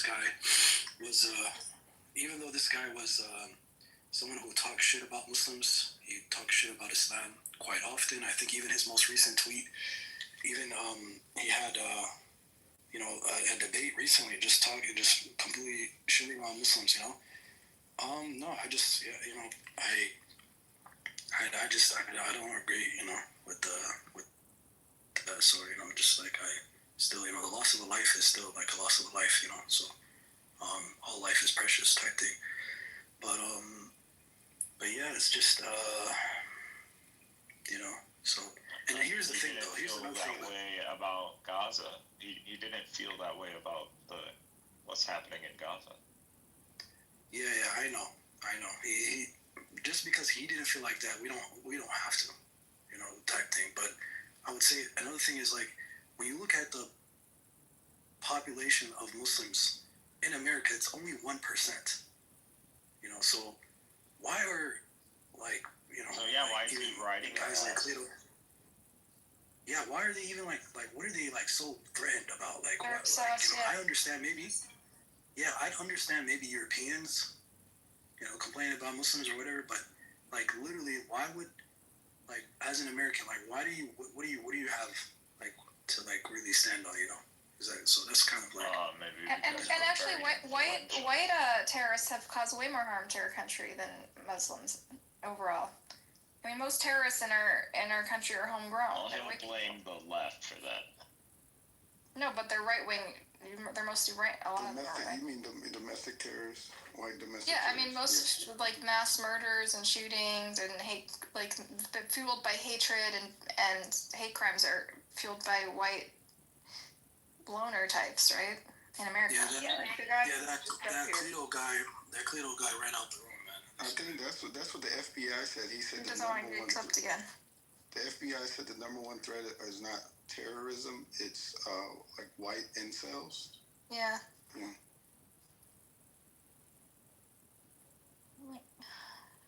But I noticed something about that Pepe individual. Like, this guy, he when it comes to like Muslims, like he's ready to attack Muslims and talk shit about them. But when it comes to Jews, like, he's very hesitant. Like, I noticed that he doesn't like. He really watches his words. And he's very careful about what he says. Yeah, it's the same thing Kirk did. It's the same thing a lot of these white supremacists do. They want to align themselves with allies over the sentiments of Islamophobia as well as anti-blackness for power or some semblance of power. And we see it on the macrocosm with Charles Kirk. We also see it on the microcosm with the Pepes, the BBs, the Harrys. So, as well as the Abbeys and the Pepes, they love each other. They go crazy for each other. There's also the weird like. There's a weird like a men's rightsy incel vibe there with Pepe. He immediately went to whether or not I'm hot enough to rape. Like, that's a strange. That was sick. That was disgusting. He seemed reasonable, and then suddenly it sounded psychotic. I hope John Kitover caught that one. Don't delete that, John.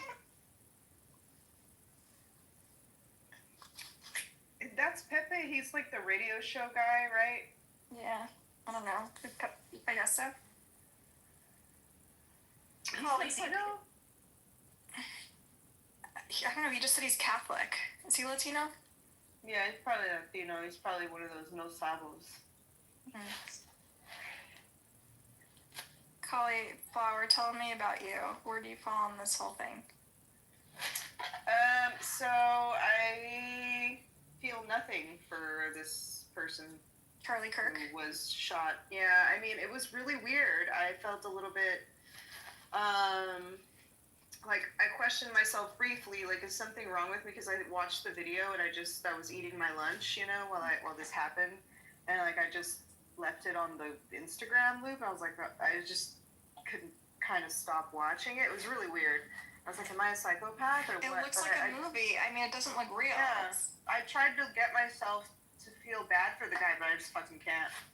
I don't know. I feel bad for him, for his family. I mean, I don't know. I wouldn't want to cause him pain. I'm a little traumatized just by the amount of gore we see on the news these days. You know? Well, okay, look, we've been seeing all kinds of stuff happen to immigrants, to people in war, people in Gaza, people, you know, and it's just kind of like when you see something like this, it's like, yeah,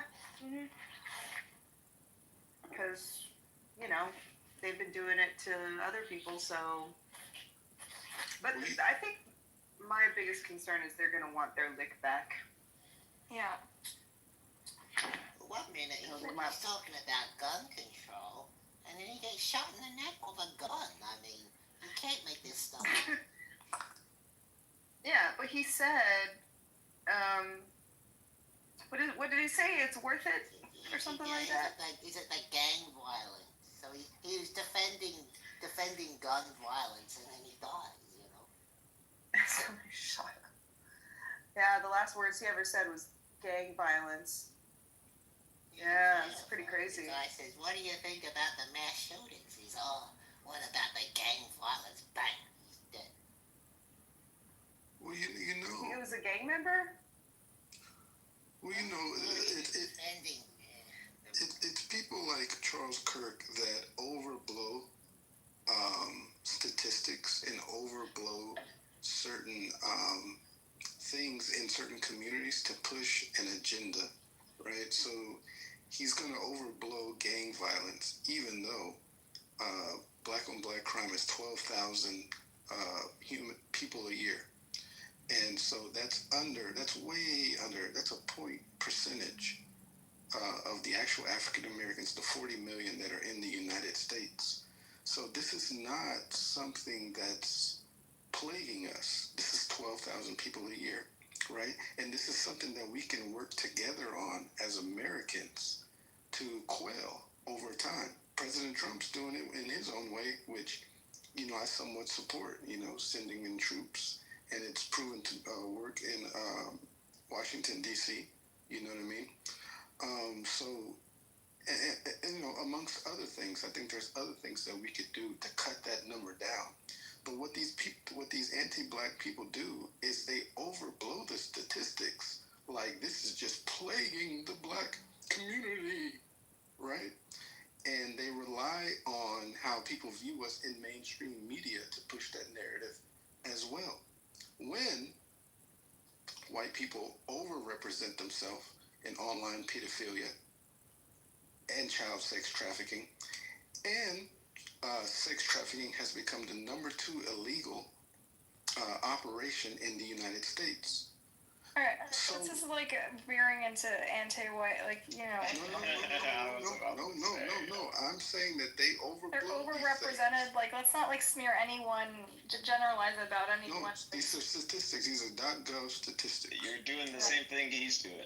No, but we're doing the same thing they accuse us. No, but this is what I'm saying. If 12,000 people are. This is what Charlie Kirk said about us, that we smear white people. If 12,000 people die from black on black crime a year, right? But if we go over to child trafficking, that affects 300,000 to 600,000 kids a year. So then what I'm saying is they overblow these black statistics to push anti-black agendas. And Charlie Kirk has been doing that for the past few years, but he's been taking it to the max for the past week. Yeah, the guy was a real pain in the neck. What do you guys? Oh my God. What do you guys think triggered it? Who do you think is recording my room? Is that John? Is that Donna? Yeah, he literally has a room right now called Buttercup 2.0, calling Charlie Kirk and Jews Nazis. Who's that? Stupid. What? No, it's John Kitover, and it's in the house called Amir Terrorist Call FBI.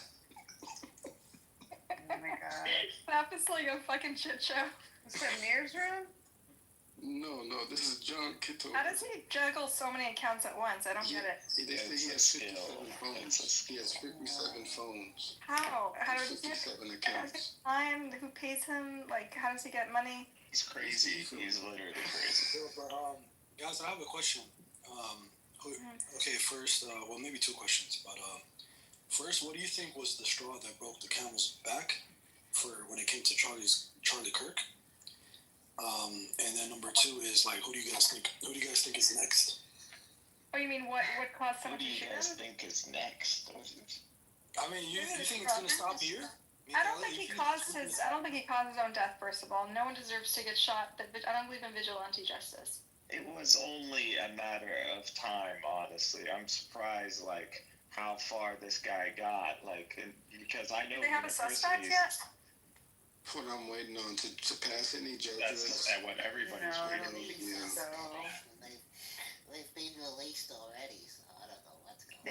they had two suspects, I think, and they released both of them.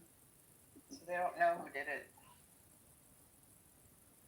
Well, Utah has the most white people per capita. And then so if we go to white people, they do the most mass shootings per capita. So it's statistically conducive for it to happen in Utah. Vincent, you're like obsessed with me. I don't even think I've had one conversation with this guy, and he's fucking obsessed with me. Is Vincent someone else? Does anyone know who Vincent is? He's like this black convert. He's now Jewish now. I don't know. That's what we think. But he's a Zionist, obviously, because I don't know. Vincent, I think you might have a wrong impression of me. I engage with Jews because they're my people, and I think I want to have a dialogue with them, okay? I'm not trying to defame you or anybody. I just feel that, I have a different opinion about Gaza and the Israel-Palestine conflict, and I feel the need to vent my frustration and engage with Jewish people who have a different view. That's all, okay? He's a chat warrior. He does this in every room. Like, it's just, he never comes up. You never hear his voice. You never hear his intellect. He's just a chat warrior. Yeah. Okay. I don't know. Do I need to push the limit? I'll push the limit on this guy. Like, at the end of the day, the left is an alliance. So if you've been in American university, yeah, you understand. Yes, exactly. So we are an alliance, and so this guy literally went against Islam, advocated for pretty much like destroying us and destroying our ideology and outlawing us, and so he wasn't subtle, at least when it came down to Islam and Muslims. I'd deport all Muslims anyways. So from that perspective, yeah, fuck him, obviously. So I don't give a crap about him. Like, he put himself against Islam and Muslims for some sort of like global agenda and a crusader agenda, and he paid the price. So I don't know. Just in case it might be one of us. I don't know. It could be. Maybe. I don't know. I don't think so. But maybe. Could be one of us. But like, so before, if it turns out to be one of us, like he there's a weight behind your words, so words do matter, and you're gonna declare yourself an open threat, like, sure, is it against the law? Absolutely, it's illegal. No one should go against anybody. You're gonna get persecuted. Against murder in this room, just to be clear, we're against murder. We just think it's sad that pro-Israel Jews align themselves with this Nazi. Yeah, it shouldn't happen like that. It's emblematic of a larger problem, which is that right-wing Jews, because these supremacist right-wing characters vilify and demonize the left-wing and especially left-wing Jews, and the right-wing, the Kahanists, which are the sort of pro-Israel right, they also demonize left-wing Jews in the same way, in this vitriolic, horrific way. And also, and then Charlie Kirk did. So we have Nazis and right-wing establishment and Kahanis on this app, which again is not referring to literal Kahanis, it's the Bibi Kapara and company and the folks that are in the audience. All vilified people in my community, people like me, left-wing Jews, people who are for equal rights, people who, espouse mainstream Jewish liberal ideals. And they vilify us, they make us seem like we're the root of all evil. They call me names on this app every single day. And they're just falling into the same trap of like hatred and exclusion and bigotry. Buttercup, you always know the right is always going to start going into like, they're going to attack identity, and they're always going to, if you're black, they're going to attack you, and they're going to bring up your demographics. If you're white, they're going to do this. If you're Jewish, they're going to do. If you're Middle Eastern, they're going to do this. So you know how they do it. Like, this is just the general way of the right in America. They come after you. They usually tackle your race or your identity, and they attack that. Yeah. So I guess to me it's personal because I feel like my people have like bought in this hateful ideology, hook, line, and sinker. They've really, really embraced Charlie Kirk. Israelis especially that I'm friendly with would send me his clips not knowing the context at all. They only know him for his pro-Israel sort of rants. And they don't know what he stands for, and it just really just breaks my heart that he's like torn my community apart, that he's hijacked like half of my community, and they don't know that they're aligning themselves with people who espouse hateful things that ultimately will come for them one day. Can I ask you a question, Buttercup? Yeah, of course. You don't mind. Of course. What's the difference between a left-wing Joe and a right-wing Joe? I thought we were all right-wing. We're the God's chosen people. Are you Jewish? Chosen people. Of course I'm Jewish. And you think we're all right-wing? Did you live in America? How could you be on a left wing and have other religions and other people, but I'll be under the, Is this a real person? God? Do you guys know this guy? I mean, so far he's had some. Clearly, he's witty.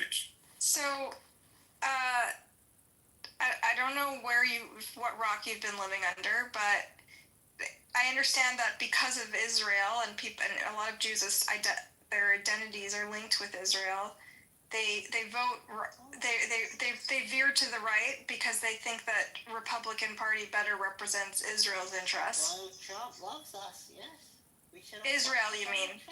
He doesn't love us. He loves Israel. I mean, he doesn't love Israel even. He just is good at pandering to Jews and making them think that he's like Israel's best friend, right? He's doing a good job. I don't know. It's not looking very good for anybody over there. Just saying. A lot of people are dying. Kids are dying. Netanyahu just bombed Iran. Thank you. Who is this guy? Is this a real person? This is not a real person. That might be Norm. That might be Norm's burger. There's like this shit. That was like Norm. Who the fuck is this guy? Norm is We had another troll on here that was making with the same exact voice. I moved them down too, but they had another. It was like Buttercup, but like Butch Buttercup. I'm loving the Buttercup. You got me for like a second. I'm loving the Buttercup PTRs they got going on. But yeah, it should Yeah. be angry. Oh yeah, those guys. It's cute. Wait. It's like. Somebody was talking about Hassan Piker earlier. The Korean person, the person with the Korean name. They were saying that Hassan Piker actually witnessed this live, watched it live. Yeah, because he's like a street. Do you guys know who Hassan Piker is? Yeah, of course. I love Hassan. Okay. But I don't think it should happen like this. We're in America, free speech. The guy offered himself to be debated. You know what I mean? College to college. Yeah. It could have been a thing where he like only showed the debates that he won. Who knows? How he marketed. Oh yeah, I mean, definitely. But what I'm saying is that this is not good for our democracy. It's not good for our politics. I'm the kind of person where I feel like I can defeat anyone intellectually, and he offered himself to intellectually spar with many people. Like that was his whole brand. I mean, he has his ass handed to him quite a few times. Yeah, so I feel like to resort to. But they don't promote those clips, right? Yeah. I feel like to resort to it, it's kind of the coward's way. Even if I feel like he's anti-black, even if I feel like he's. Every clip I've seen, he didn't really engage on the issues. He was just snarky. He was like a norm character, you know. I just feel like we could have defeated him intellectually. We could have defeated him in other ways.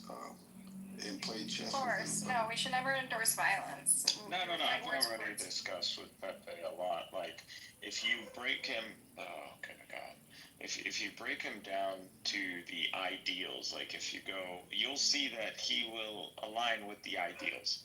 So if we're talking about Pepe, Pepe is like a leftist in ideals, but like he's just like someone who is lost. I was talking about Kirk. I thought you were talking about Kirk. Yeah, I was talking about Kirk, but maybe he's talking about Pepe.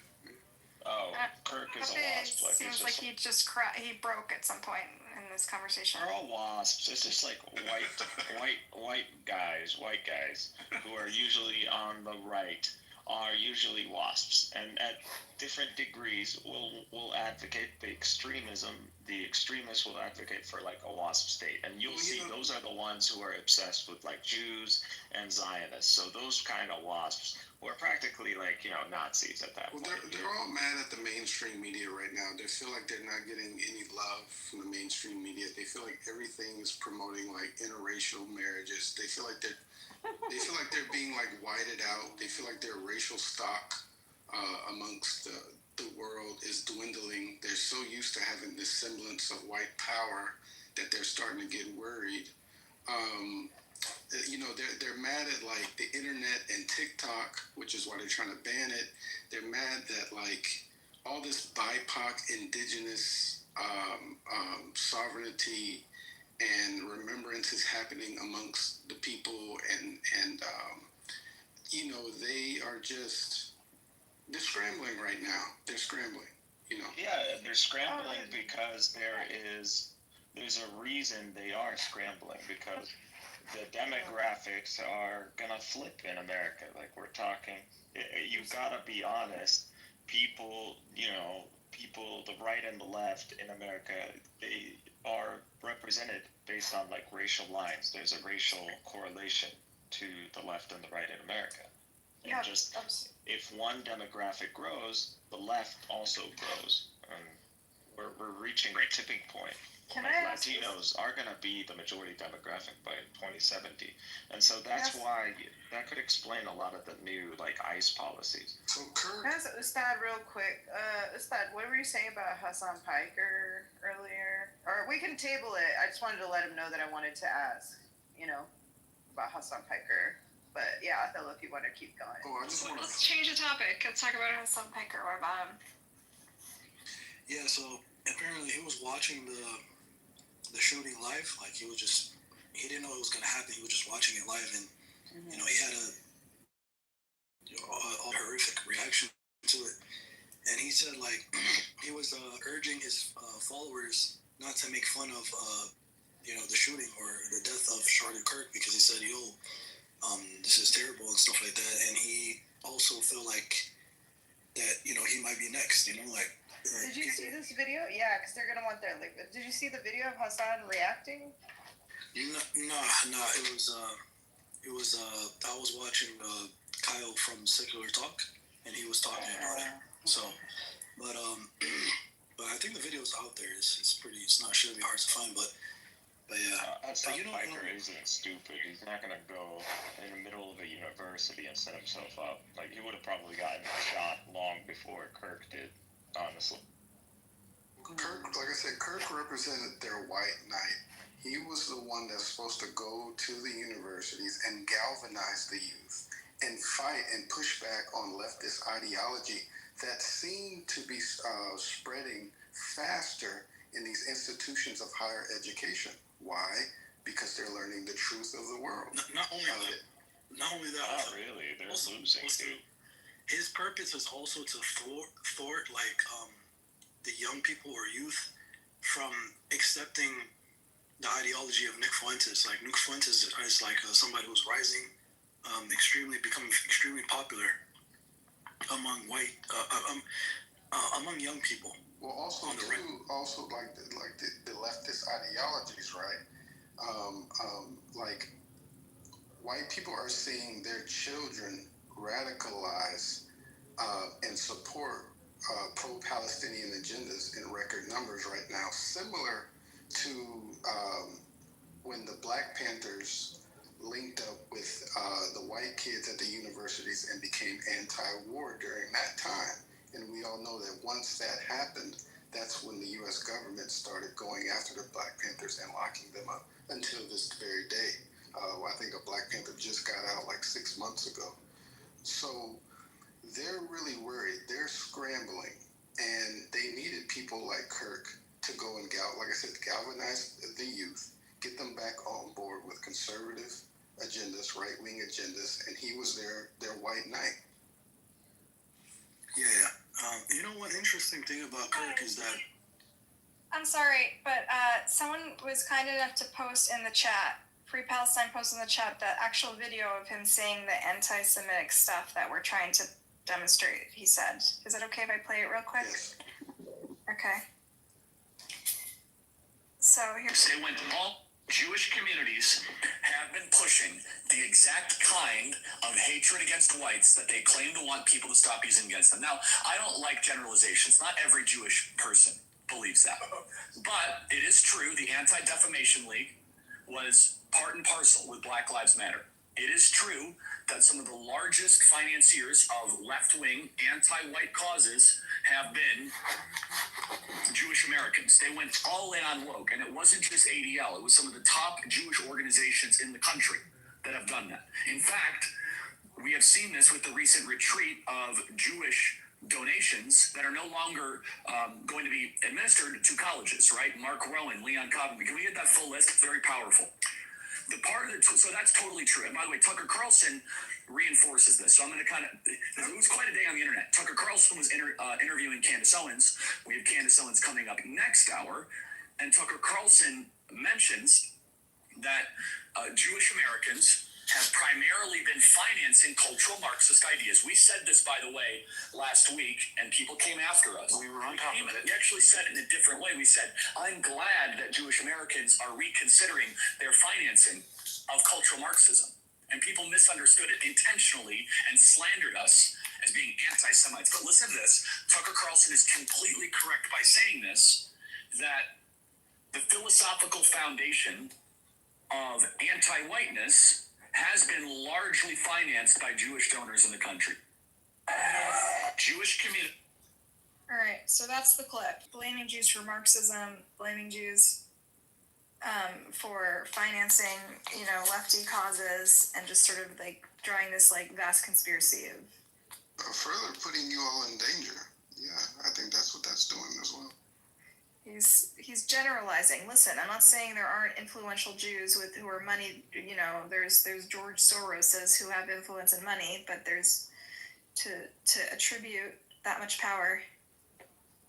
Oh, here's another one. Willing to do, and Jewish donors, they have a lot of explaining to do, a lot of decoupling to do, because Jewish donors have been the number one funding mechanism of radical, open border, neoliberal, quasi-Marxist policies, cultural institutions, and nonprofits. This is a beast created by secular Jews. And now it's coming for Jews, and they're like, what on earth happened? And it's not just the colleges. It's the nonprofits, it's the movies, it's Hollywood, it's all of it. It's like, time for you guys to wake up and say no more. Draw a line in the sand. I don't care if you hate me. Okay.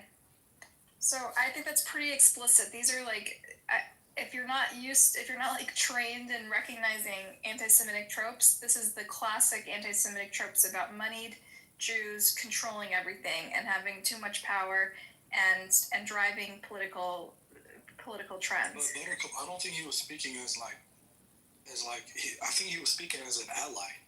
He was giving. He was as an ally to the right-wing Jews, but he was demonizing the left-wing Jews, which is the majority of Jews in America. So it sounded like he was speaking to all Jews and he was giving them advice. He was like, "You guys need to stop," or something like that. Right. I think he was saying stop the left-wing powerful Jews, right? Like the influential left-wing Jews. Well, he never said left or right wing.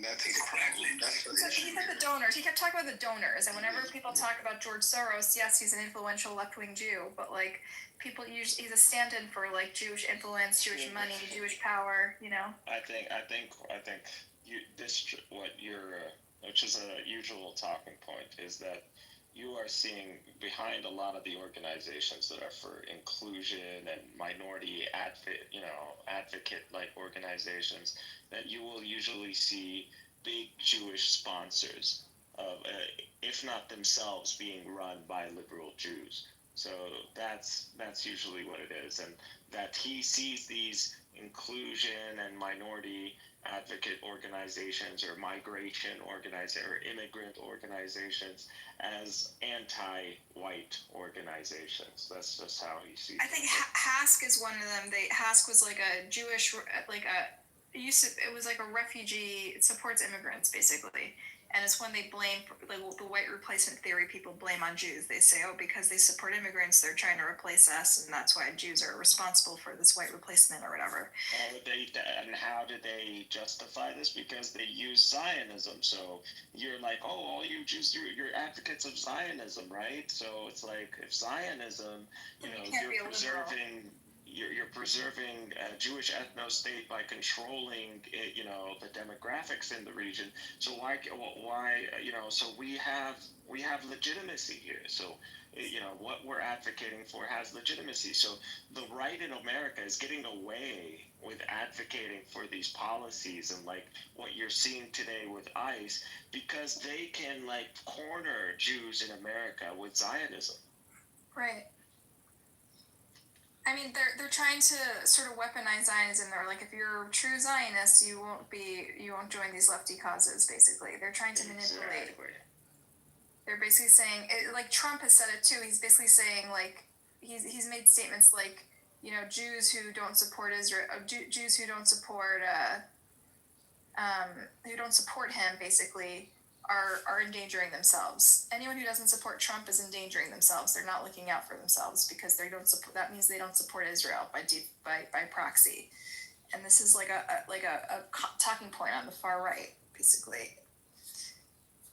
Yeah. Actually, I would say it's one of their main angles. And it's interesting. People accuse Jews of like being too influential. I think Jews are being influenced and exploited by this sort of like the divisive political forces, right? They're being manipulated and hijacked by these like far right people who say, who are exploiting their loyalty to Israel and their fealty to the Israeli government and putting them in bed with people who actually hate them,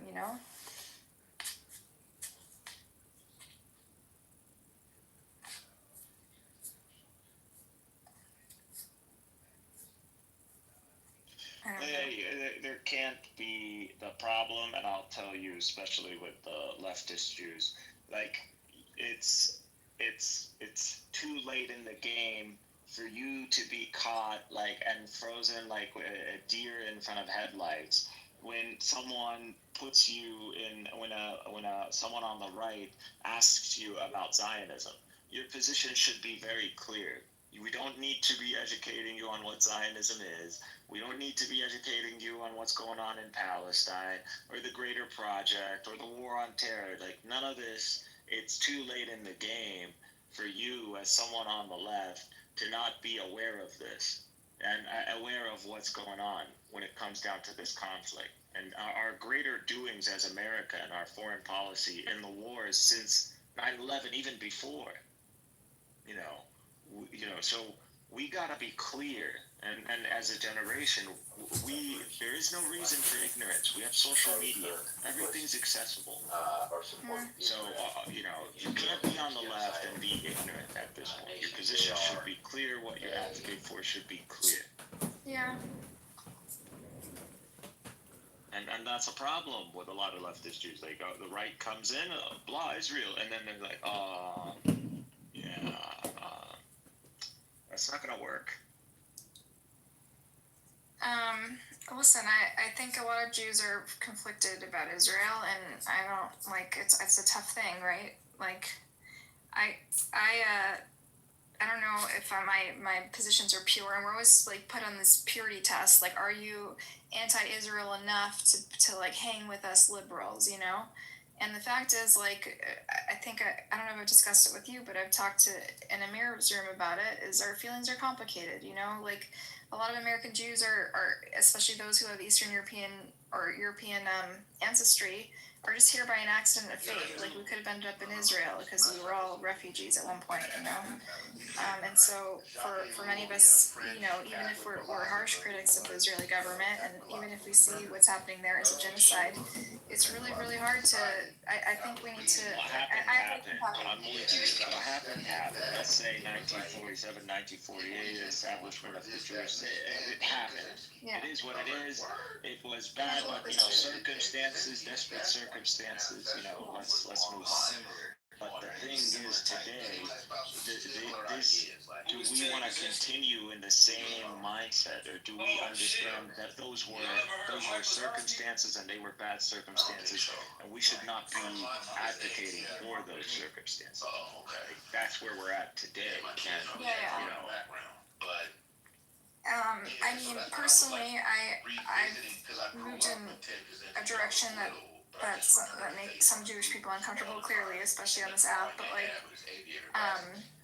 but there's also like there has been movement. I think there's a young generation that is really disillusioned by the sort of the narratives we've been fed. I can only speak for American Jews. The Israeli Jews have a very different experience, but like a lot of us who were raised Zionist grew up and met Palestinians, usually in college, and heard the other side of the story, and just were extremely disillusioned by some of these talking points that were really shallow and thoroughly unconvincing and just not coherent. And so, like, anyone who's like intelligent and can think for themselves is just feels lied to. They feel like they lied to us, and so there's just like a real disillusionment, I think, in my generation. But I think it's hard because we have, you know, I love people who are Zionists who have views that I even find abhorrent, and it's very hard for me to talk to them about this topic because they're my family and I don't want to fight with them. And I think that's where the conflict is. And so it's like it's hard when people on the left kind of give us these purity tests, these litmus tests, if we're liberal enough or if we meet the requirements. Like I feel like I get more respect in Amir's room, but they too also test to make sure I'm anti-Zionist in the right ways, you know. And it's fine, and I'm fine with it. I can handle it, but like, you know, it's a tough time right now. It's traumatic. I understand. We need the leftist mindset to be hardwired in you, and for us to make sure it's hardwired is to get that clear confession out of you. So otherwise, not using the J word. Is that no. This is not necessarily even about like how it's about the principle, the ideal. Like we believe in ethno states. We believe that if there is any sort of diversity of demographics in any place, everybody should have equal rights. And you know, whether that's in Israel, not everyone. Okay, but not every pro-Palestine person believes that. Some people do believe in an ethno state, but they think it should be a Palestinian state. Some people do want Jews. Palestine is a nationality. It's a national identity. No, but they do want Jewish people to leave. Like, there are people who feel that strongly. They're not a monolith, the pro-Palestinian. I'm talking about American Palestinians. I'm talking about like the left in America, not like immigrants or people who are just showing up on the scene who are. I don't think the left in America is a monolith either, and this is something the pro-Israel people try to paint them as, is this like virulently anti-Semitic monolith, like hateful people. I think there's like a wide range of people on the left who have different views, and we've created a big tent, and I think it's really powerful, and I don't like that like Jewish people on the left are always put through these like purity tests, when like the fact is we're fractured and we need to unite under the liberal Jews. as opposed to what lefty Like Jews. if you're a liberal, you're gonna cross the line because the left here in America reflects on the history of like persecuted minorities and persecuted people around the world by imperialism. So being a leftist is being anti-imperial. So in that sense, imperial capitalism. So there's a greater struggle. Let's get to the point. What is the specific thing you have with Jews that are allies on the left? What is the specific? That your position should be clear, just as we would condemn what the imperialism has done in Latin America. Are you talking to me specifically? Is my position not clear to you? And I know El Normo knows that. In general, You guys might know it. Okay, so I'm trying to. Your positions. But El Normo, you remember. So you're saying Jews in general are not clear about their positions when they ally? The leftist Jews. I forgot the name. Liberals, like it's too late in the game not That was about a serial concerned killer who was about like a randy weirdo guy. So there is something called like liberal Zionism, which I think we like smart people in the West have sort of poked holes in how absurd it is, right? There's huge contradictions in it. That fundamentally they're in conflict, being a Zionist and being a liberal. There's tension between these things. And so the people who are always trying to thread the needle start to come up with these like really absurd logical conclusions, right? But I don't think that's the majority of lefty Jews in America. Like I think liberal Jews in America, for the most part, see what's happening. The occupation is wrong and criminal and something that needs to end, and it's not sustainable for Jewish safety or for Palestinian safety, while still having empathy for the Israeli people and the Jewish people, right? And I think.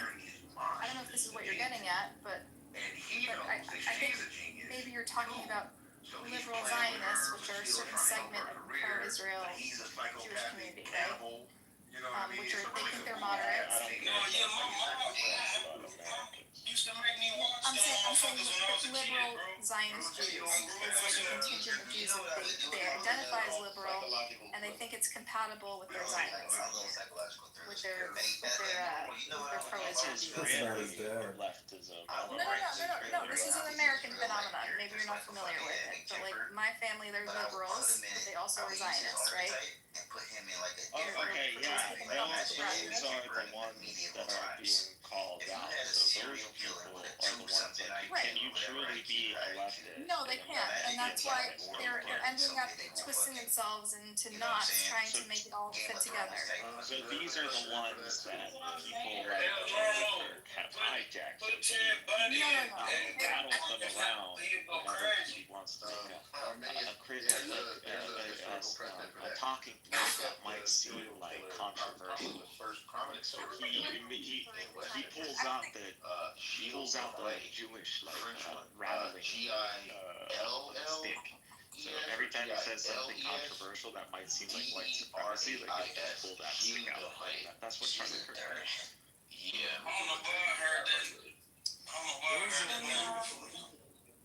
There was another guy. There's a novel You guys know that one? by George Carlin's mom, something. a French novelist, but she's like that motherfucker was crazy. And he was really medieval. He was looking for like You guys know who I'm talking about? No. Like the Fountain of Youth or some shit like So that. Like there's another guy on the right. Think about it, right? Like think about like some of the He was calling out like normal people, you know, and like imagine if they were in He like said leftist Jews are the biggest enemy to if they had actual use cases for him. Like he probably would have been a great warlord if he wasn't such a sicko. They He was a warlord. I'm talking about this, I'm talking about like Kemper or something. Jews have always been the He was 6 foot, you know what I'm saying?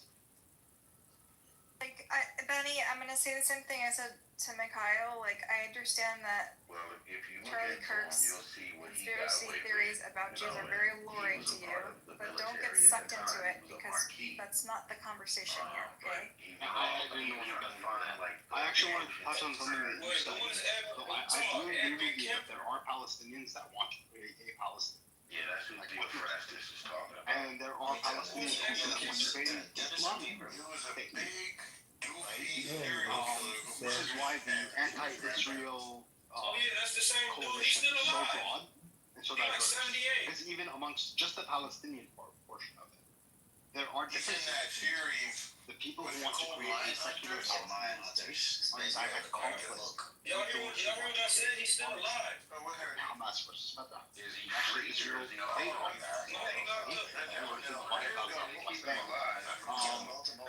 And then that's not even getting into the American. How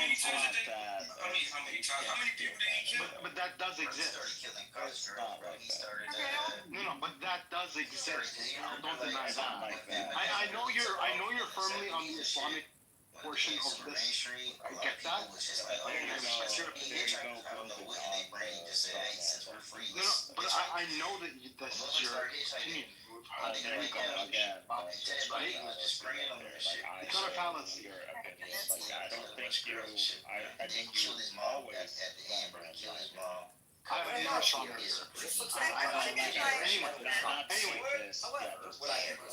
Anyway, that's not even to get into the anyway, this does exist in Palestine amongst Palestinian people. There is a conflict between these two the anti-Israel. That's not even to get into the American component of the anti-Israel coalition, right? So there are different kinds of people in America, right? Like right-wing anti-Semites, KKK, white Catholics, along with gays from Palestine, right? So there's a broad coalition of people that are generally anti-Israel, and they don't agree on a lot of things. Right? So this is why I think, personally, I don't think that Americans in general should be pro-Palestine. I think they should just be isolation. I think they should just concede that we shouldn't have any interest in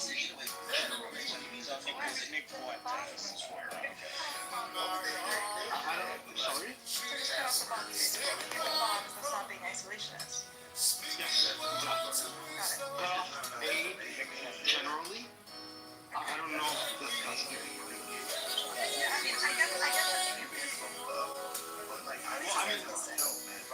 I think it's just isolationism. It's probably better. let them tell each other. Let them do whatever they want to each other. Just stay out. And I think that's the best position. I want to get a Zionist up here. Dan, you seem to have, you said you don't hate me and you don't want to demonize me. So come up here, let's hear from you. I want to hear an alternative view of the guy that's not going to shout me down and tell me. Which other? You a film director? Yeah. Oh, the one with Megan Kelly? Film and television.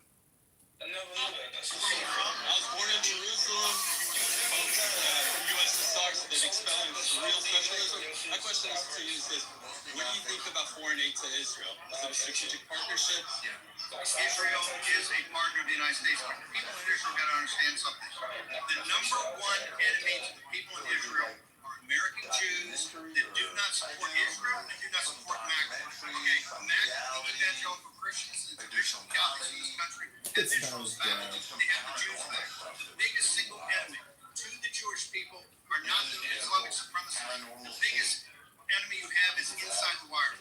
Progressive Jewish billionaires, they're funding all this stuff. They're the number one enemy, and the people in Israel have to set that right.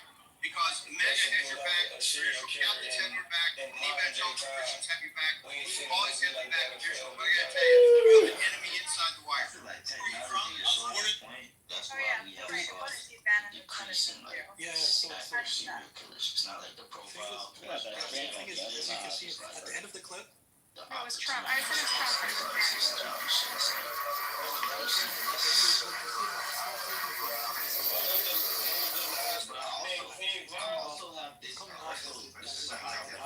Yeah. But like, I think Jewish people recognize it as anti-Semitic anyway. I don't speak for other countries. Yeah. I'm your friend, and that's why I'm looking out for you by vilifying all the people who disagree with me, who are Jews. Like he's not even vilifying liberals. He's demonizing specifically liberal Jews, and it's interesting. The things that they say are the same thing that Bibi Kafar and Aleph in the audience. The same things they say about me is what these anti-Semites say about liberals.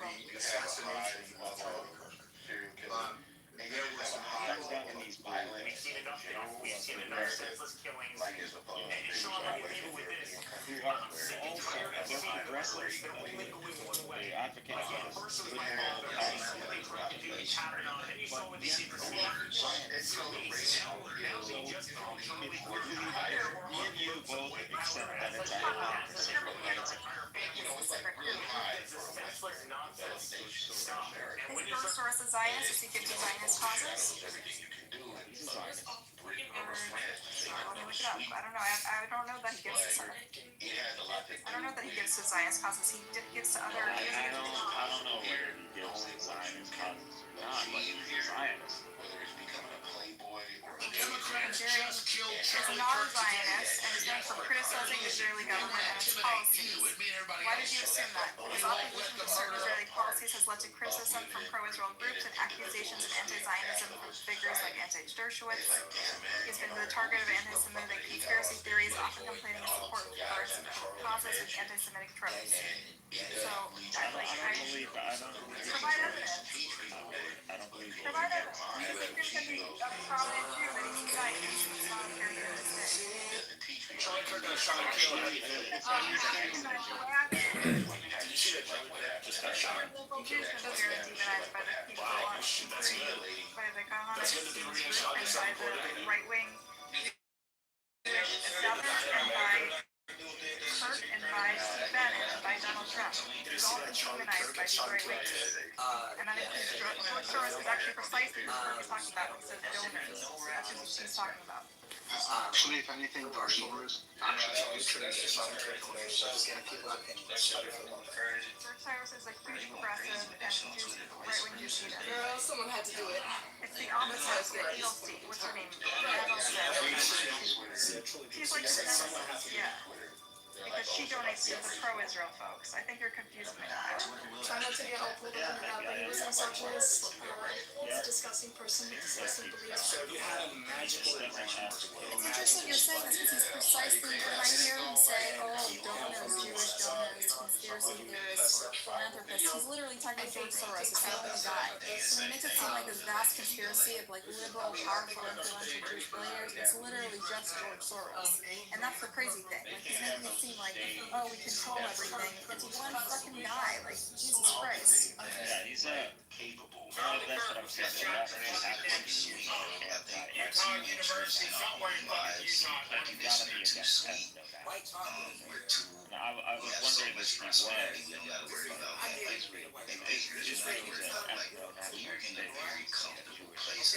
But he is. Just like, Even if you don't like I said, demographic, He deserves to die, and I hope he lives in hell. you just assume, like, I don't know, maybe it's a fault of me, like, I mean, the last leftist Jew, like, I felt, like was Jon Stewart. Jon Stewart disappeared and I kind of like lost hope, and then he resurfaced, but just like kind of exactly. I think the last leftist Jew, most Jews in America are leftists. I think we don't have a public figure, that, you know, is an American, like, conscious. Jon Stewart was, I felt like that, and he's back He's still now. around. He's in the. He's finally back. He's finally back. He's interviewing Palestinians on his podcast. He's like doing good work, I think. He's helping It us. has to be like political collapse plus economic collapse. And you see, like, Jews or American Jews in politics, like, they're always pretty bad. They're on the right, or like the Bernie Sanders is a prominent pro-Palestinian Jew. Yeah, Bernie Sanders. Yeah, he was. Yeah, but he's a Zionist in the way I'm a Zionist. You know, he likes Jews and wants them to be saved. He wants there to be a Jewish state. Yeah. Yeah. That's why I thought Soros was most likely.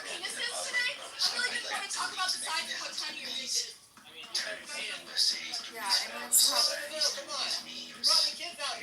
I wouldn't call Bernie Sanders like a super Zionist, though. He's like, he uses very, very harsh language.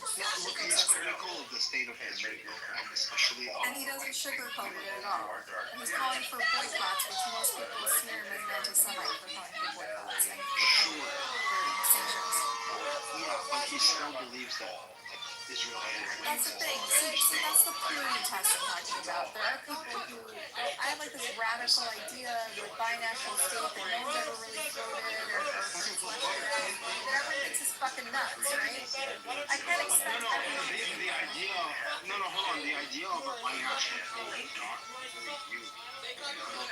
Yeah, but we've gotten farthest with the two-state solution, right? And so people, when they hear binational state, they're like, "What? They're gonna kill us." You know, both sides say they're gonna kill us, and so it's considered kind of a kumbaya radical idea that no one's really fleshed out very well.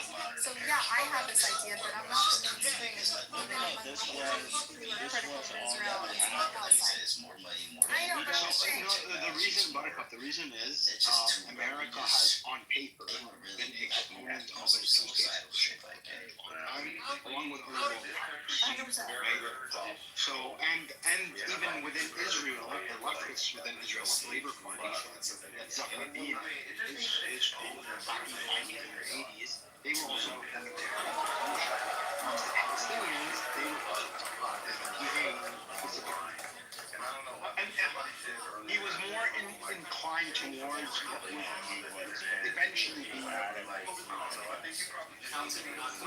exactly, no. It sounded Oslo. No, not exactly adamantly opposed to it. Question. Mikhail and Ben Adam, is being for a two-state solution being a Zionist because you support the state of Israel? Not necessarily. So I think Bernie Sanders supports a two-state solution, like most progressive liberal Jews. That's what most. Willing to accept, like Yasser Arafat was obviously in support of the two-state solution. Does that make him a Zionist? No, because he does not believe that Israel has a right to exist as a Jewish state. He just accepts it as a reality on the ground. Right. To be a Zionist is to believe that, someone that the state of Israel has a right to exist as a Jewish state. A two-state solution means there's a Jewish state besides a Palestinian state. That's what a two-state solution is. That they get to maintain. Yeah, but whether you approach it from a line of, this is a reality that we have to accept on the ground realities, or that this is fundamental and like inalienable right of Jewish people. So by the same token, it's not the same thing. That's the kind of Zionist that Bernie Sanders is. He believes in a two-state solution. I don't know on what basis he believes that Israel has a right to exist as a Jewish state. As like a Zionist that's irredeemable. I'm pretty sure he has said it before. That Israel has a right to exist as a Jewish state, as a two-state solution. That doesn't mean to the exclusion of Palestinians. That doesn't mean to the exclusion of. I never said to the exclusion of Palestinians. Any two-state solution. He's never been pressed on Zionism. Bernie Sanders has always, he's a getaway artist. He's literally a getaway artist. Sorry, guys. That's what pisses me off about this whole. No, I'm pretty sure Bernie Sanders has explicitly said that. He hasn't been hard pressed on Zionism as in like what does it actually mean? Like why is a Jewish state and how do you maintain a Jewish state? So he hasn't been hard pressed on it. The mainstream view for progressives who support Palestinian rights is a two-state solution. That's mainstream. Widespread view. Okay? That's what he believes. Whether you label him a Zionist or not a Zionist or an anti-Zionist is irrelevant. What he believes is the same thing that Arafat believed. Okay? No, They stay beside each other. No. So I have a direct quote. Hold on. I have a direct quote from Bernie Sanders. He said, That he opposes a Palestinian state, he never said that. No, hold on. Direct quote from him. Do I think Israel has a right to exist? Absolutely. Right? So I don't think Yasser Arafat would ever say that Israel has a right to exist. He would willingly accept that Israel does exist, and that's a reality on the ground. I can't change that, but do they have a right to exist? It does exist. There's a difference. Who cares? You're doing the same dumb litmus test that pro-Israels do, right? That the Zionists do. Does it have a right to exist? It's a red herring It doesn't matter. It's a way to trick people. It's to trap people, to try to get them to pick a side. It doesn't mean anything. Who cares? No one has a right to exist, right? People just exist. It's not a real question. It's a fake question that you're kind of falling into the same trap. Then why would they say? Because they try to get people and say, haha, you're an anti-Semite because you think people don't have a right to exist. Everyone in the world has a right to exist. No one does or doesn't have a right to exist. Things exist. So I think you're getting stuck in the same linguistic, like, rhetorical trap. That doesn't mean anything. There's no substance behind that question. It's a trap that Zionists use to call people anti-Semites, and you're using the same thing to call him a Zionist. It's not a real thing. Zionism doesn't mean anything. It means Zionism is just what founded Israel. It's a thing that people like. The right to exist doesn't mean anything. It's do you believe in two states or you don't believe in two states? And if you believe in two states, you're the same as Arafat, you're the same as Clinton, you're the same as anyone who thinks wants a solution. Okay? I don't think it's that simple. His criticism of Israel is What do you do for a living, sir? Okay, as opposed to what? Dismantling it and creating something new? I'm the only fucking lunatic that thinks that on Earth. Like, no one else thinks that. No, there are others.